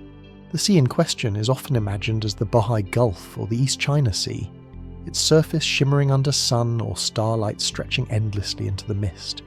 A liminal space, wide, unknowable and sacred. Along its coasts, from the Shandong Peninsula to the shores of John, travellers still speak of ancient powers stirring in the waves. The 8 immortals, Bozian in Chinese lore, are not just legendary figures, they are symbols of transcendence. Each represents a different condition of human life: wealth and poverty, youth and age, male and female, scholarly and martial. First recorded in the Ming Dynasty, though likely older in origin, their story resonates with Taoist cosmology and popular folklore. Unlike remote deities of heaven, the 8 immortals walk among people. They drink wine, they argue, they laugh, they suffer, and most curiously, they each possess a unique object called a fakie or magical tool used to cross the sea in a display of individual power and harmony with the universe. But why the sea and why cross it? The most enduring version of the tale tells of the immortals deciding to traverse the great expanse not by traditional means, not in a boat, but by channeling their spiritual powers through their own tools. A fan, a sword, a lotus flower. Each immortal turns an everyday object into a vehicle of divine movement, challenging the limitations of both man and nature. It is said they did this not to prove strength, but to demonstrate something deeper. That enlightenment, when fully realized, could shape the physical world. But what does this legend conceal? Some historians believe the tale reflects actual maritime expeditions undertaken during the Ming dynasty, perhaps allegorical references to naval missions or spiritual pilgrimages to sacred islands, like Mount Pengli, long thought to be the home of immortals. Could the crossing of the sea point to a real voyage? A forgotten expedition lost to storms or memory, cloaked in myth for protection or reverence? In ancient Chinese geography, the sea is more than water. It is the threshold between this world and the next. To cross it without a vessel was to master the forces of nature, time, and death. Archaeological evidence from coastal Shaong shows temples, shrines, and inscriptions dedicated to the 8 immortals dating back hundreds of years. Carvings of their faces line the grotto. Their stories are painted across temple beams. Even today, fishermen leave offerings in hopes of calm seas and safe returns. But perhaps the most tantalizing hint of deeper truth lies in their number. 8. The number is not random. It holds symbolic power in Chinese cosmology. The Bue or 8 trigrams are central to Taoist metaphysics, mapping the balance of forces in the universe: heaven, earth, water, fire, wind, thunder, mountain, and lake. Some have drawn connections between the 8 immortals and these elemental forces. Could the story of their sea crossing be an esoteric code, a spiritual formula disguised as folklore? And then there are the strange parallels. In texts from the Tang and Song dynasties, we find references to otherworldly beings who travelled across seas without ships, bearing tokens that glowed or transformed. In Taoist alchemical traditions, such tokens were tools of transformation, keys to immortality. Are we dealing with stories or remnants of a once-living mystical tradition? More fringe theorists suggest the tale preserves knowledge of advanced ancient technologies, perhaps even levitation, manipulation of matter, or access to natural energies we no longer understand. The descriptions of objects, Ludongbin's sword, Hyang-Yu's lotus flower, take on new meaning when viewed through that speculative lens. Devices of power, artifacts of a lost science. It's worth noting the 8 immortals did not cross the sea in unity. Each used their own method, suggesting individuality within transcendence. Could this be a metaphor for different paths to the same spiritual destination? Or is it a cultural echo of an ancient practice? Each practitioner develops their own technique to pierce the boundary between worlds. The motif of the sea crossing appears in other traditions too, from Indian yogis said to travel across water through meditation, to early Taoist masters said to vanish into the mist at the edge of the ocean. In Chinese tradition, the sea is a veil, a mirror. To cross it is to pass into myth, into legend, or into understanding. And so from legends that sail across oceans to mysteries buried in the earth, China's ancient past is woven with threads both celestial and subterranean, and while some stories drift in mythic skies, others remain anchored in tombs, waiting silently beneath layers of time, guarded by silence, sealed by soil. We now descend into the cryptic world of the 2 burial songs, melodies not heard in over 2,000 years, written not for celebration but for passage. Buried deep beneath the earth in the heart of ancient Chu territory, what is now modern-day Hubei and Hunan provinces, lie tombs unlike any others in China. These were not simple resting places. They were realms unto themselves, lavishly constructed, elaborately decorated and designed with almost theatrical care. The burial chambers of the Chu people evoke a civilization that believed the boundary between life and death was porous and perhaps negotiable. And within these tombs, sometimes inscribed on silk, sometimes hinted at through objects, lie references to songs of farewell, songs of remembrance, songs of departure. But what were these burial songs? Why did the ancient Chu people sing to the dead? Archaeological discoveries at sites like Baoan, Julian-Dun, and Tomb No. 1 at Mangdui have uncovered a rich tapestry of literary culture. From silk books to lacquered coffins, from ritual bronzes to celestial charts, these tombs overflow with symbolic language. Among the most compelling finds are references to musical instruments, lyrics, and ritual texts suggesting the dead were accompanied into the afterlife not just by material goods, but by carefully composed melodies. In one tomb, a set of bronze bells perfectly tuned was found resting near the corpse. In another, zithers and flutes arranged with meticulous care. Inscriptions found nearby describe processional hymns and spirit-summoning verses. It appears that for the people of Chu, music was not an accessory, it was a vehicle, a bridge between worlds. But what did these songs sound like? No complete musical notation survives. The Chu language, though related to classical Chinese, was deeply poetic, full of metaphors and regional idioms. Fragments of texts believed to be funeral chants contain strange repetitive imagery: blackbirds flying west, mist that speaks, wind that remembers names. Were these coded instructions for the dead, messages to the gods, or something else? Some historians interpret them as early expressions of shamanic ritual. The Chu state, after all, was known for its deep spiritual traditions, more animistic and ecstatic than the sober rites of the Zhou. Ancient texts like the Duangzi describe two shamans who danced into trance states, calling down thunder and summoning rain. Could these burial songs have been performed as part of such ecstatic ceremonies sung by priests who believed their voices could pierce the veil between the living and the departed? Others offer a more grounded theory. Perhaps the songs served as mnemonic devices, helping mourners recite sacred genealogies, mythic histories, or cosmological truths. The repetition and rhythm would preserve memory. The music would immortalize identity. But there are more speculative interpretations as well. Some fringe theorists pointing to the unusual frequencies of the bronze bells and the precise acoustic design of certain Chu tombs suggest the possibility of sound being used as a spiritual technology, not merely for communication, but for transformation. Could specific tones have been believed to activate aspects of the soul to open invisible gates? Could sound itself have been the medium through which the deceased travelled to the next world? There is also the curious link to celestial navigation. The two burial texts often describe a journey to the stars. In one poem, the soul is urged to follow the river to the sky. In another, the dead are advised to board the dragon that ascends with the sun. Such phrases have been interpreted both symbolically and literally. Some believe these were instructions for spiritual ascent. Others wonder, could they reflect lost knowledge of the stars and star maps embedded in song? Still more puzzling are references to echoes that return no sound, and songs that wake the silent stone. Are these metaphors for grief, or hints of deeper mysteries, rituals designed to elicit a response from the spirit world? Complicating the mystery further is the fact that most of these references are fragmentary auri, slivers of silk, eroded bamboo slips, half-preserved inscriptions on lacquerware. We can only glimpse the whole, but the atmosphere they evoke is unmistakable. A candle flickers inside a sealed tomb. Figures robed in feathers chant softly. Instruments begin to play. Somewhere beyond the reach of eyes, a spirit listens. In recent years, researchers have attempted to reconstruct what these burial songs might have sounded like, combining ancient scales with the surviving lyrics and performing them using replicas of two instruments. The results are haunting. Droning flutes, plucked strings, bells that chime like rain over stone. Still, we don't know if these reconstructions are accurate or even close. The original compositions were never meant for the ears of the living. They were lullabies for the dead, songs written to be carried by wind and soil, to guide the soul along invisible currents. And that may be the point.